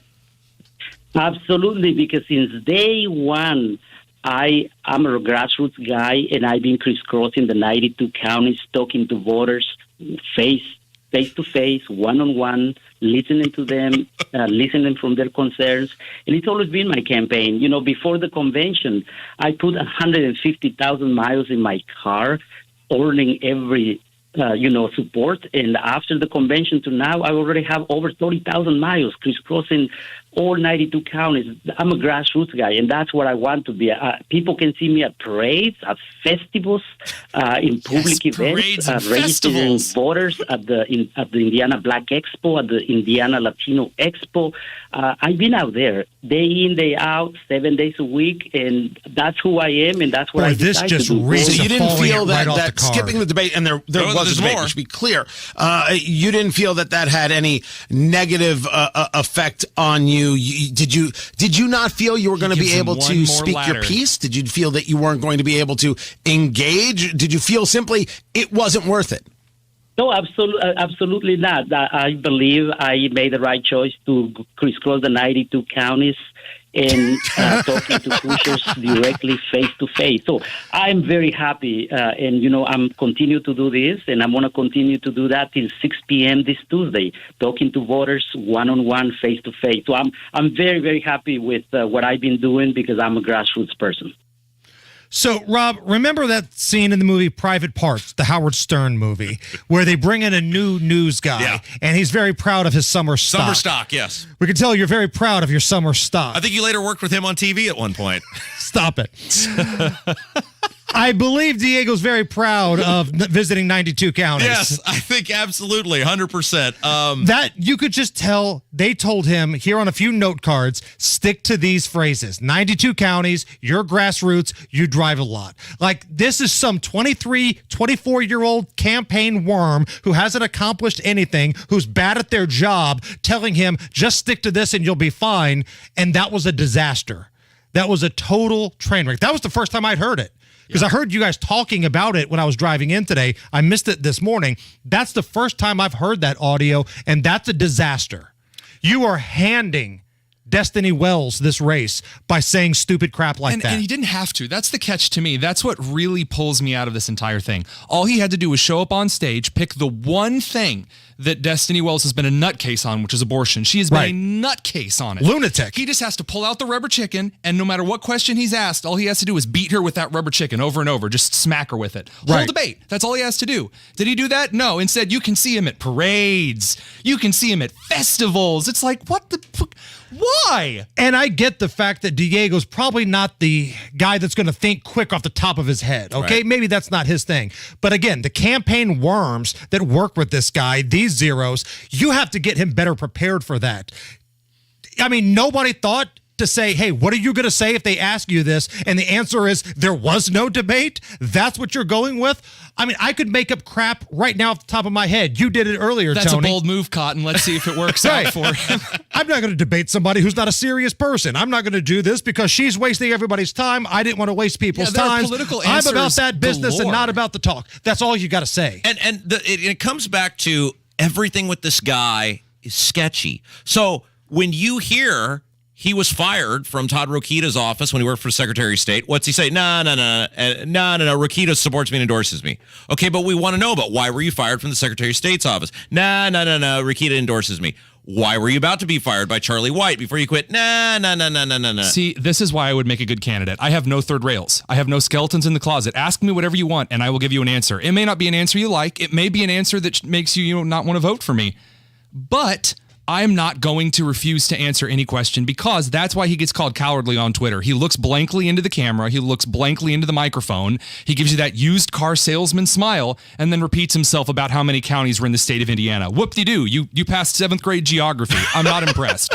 And you know what? I don't know the dude personally. I've never met the dude. I don't know if he's sketchy. I don't know whatever. But the people that are supposed to get this dude groomed and ready are bad. And what you're seeing more and more, not just this election, but previous elections, and Rob, you can attest to this, the people that are in charge of these campaigns are Melvins. Oh, yeah. These are zeros. Yeah. These are people that would not be qualified running a concession stand at a high school basketball game, and they're in charge of these candidates, and a lot of them are zeros. And you got to ask, and again, it comes back to you've got to ask yourself, because there is a totally viable, I know you point this out, and it's rightfully so, a lot of times libertarians are Dungeon and Dragon players and booger eaters. I get it. But in the case of Jeff Moore, he is the best candidate the libertarians have ever run for statewide office. You would put him, if you put him in a Republican, if he was the Republican nominee right now, nobody would think a thing about it. So you don't have that excuse in this case to say, well, yeah, but the libertarian's a weirdo. So you've got to ask yourself, when you vote in the Secretary of State's race,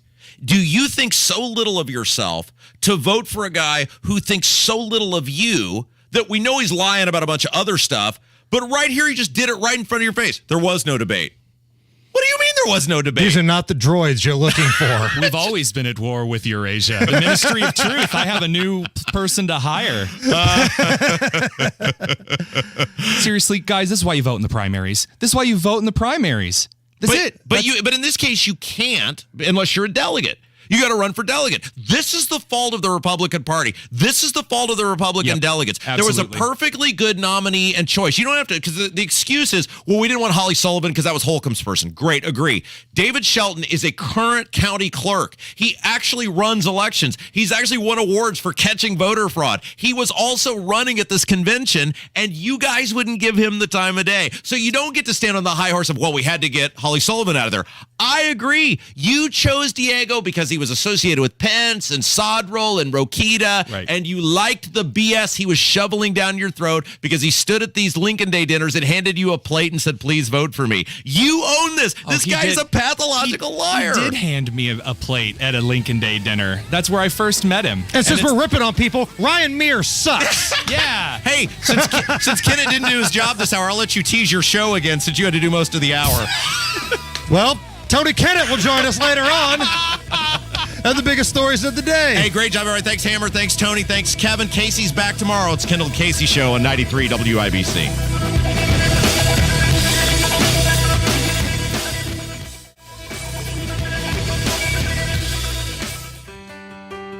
There's only one you, and you only have one heart.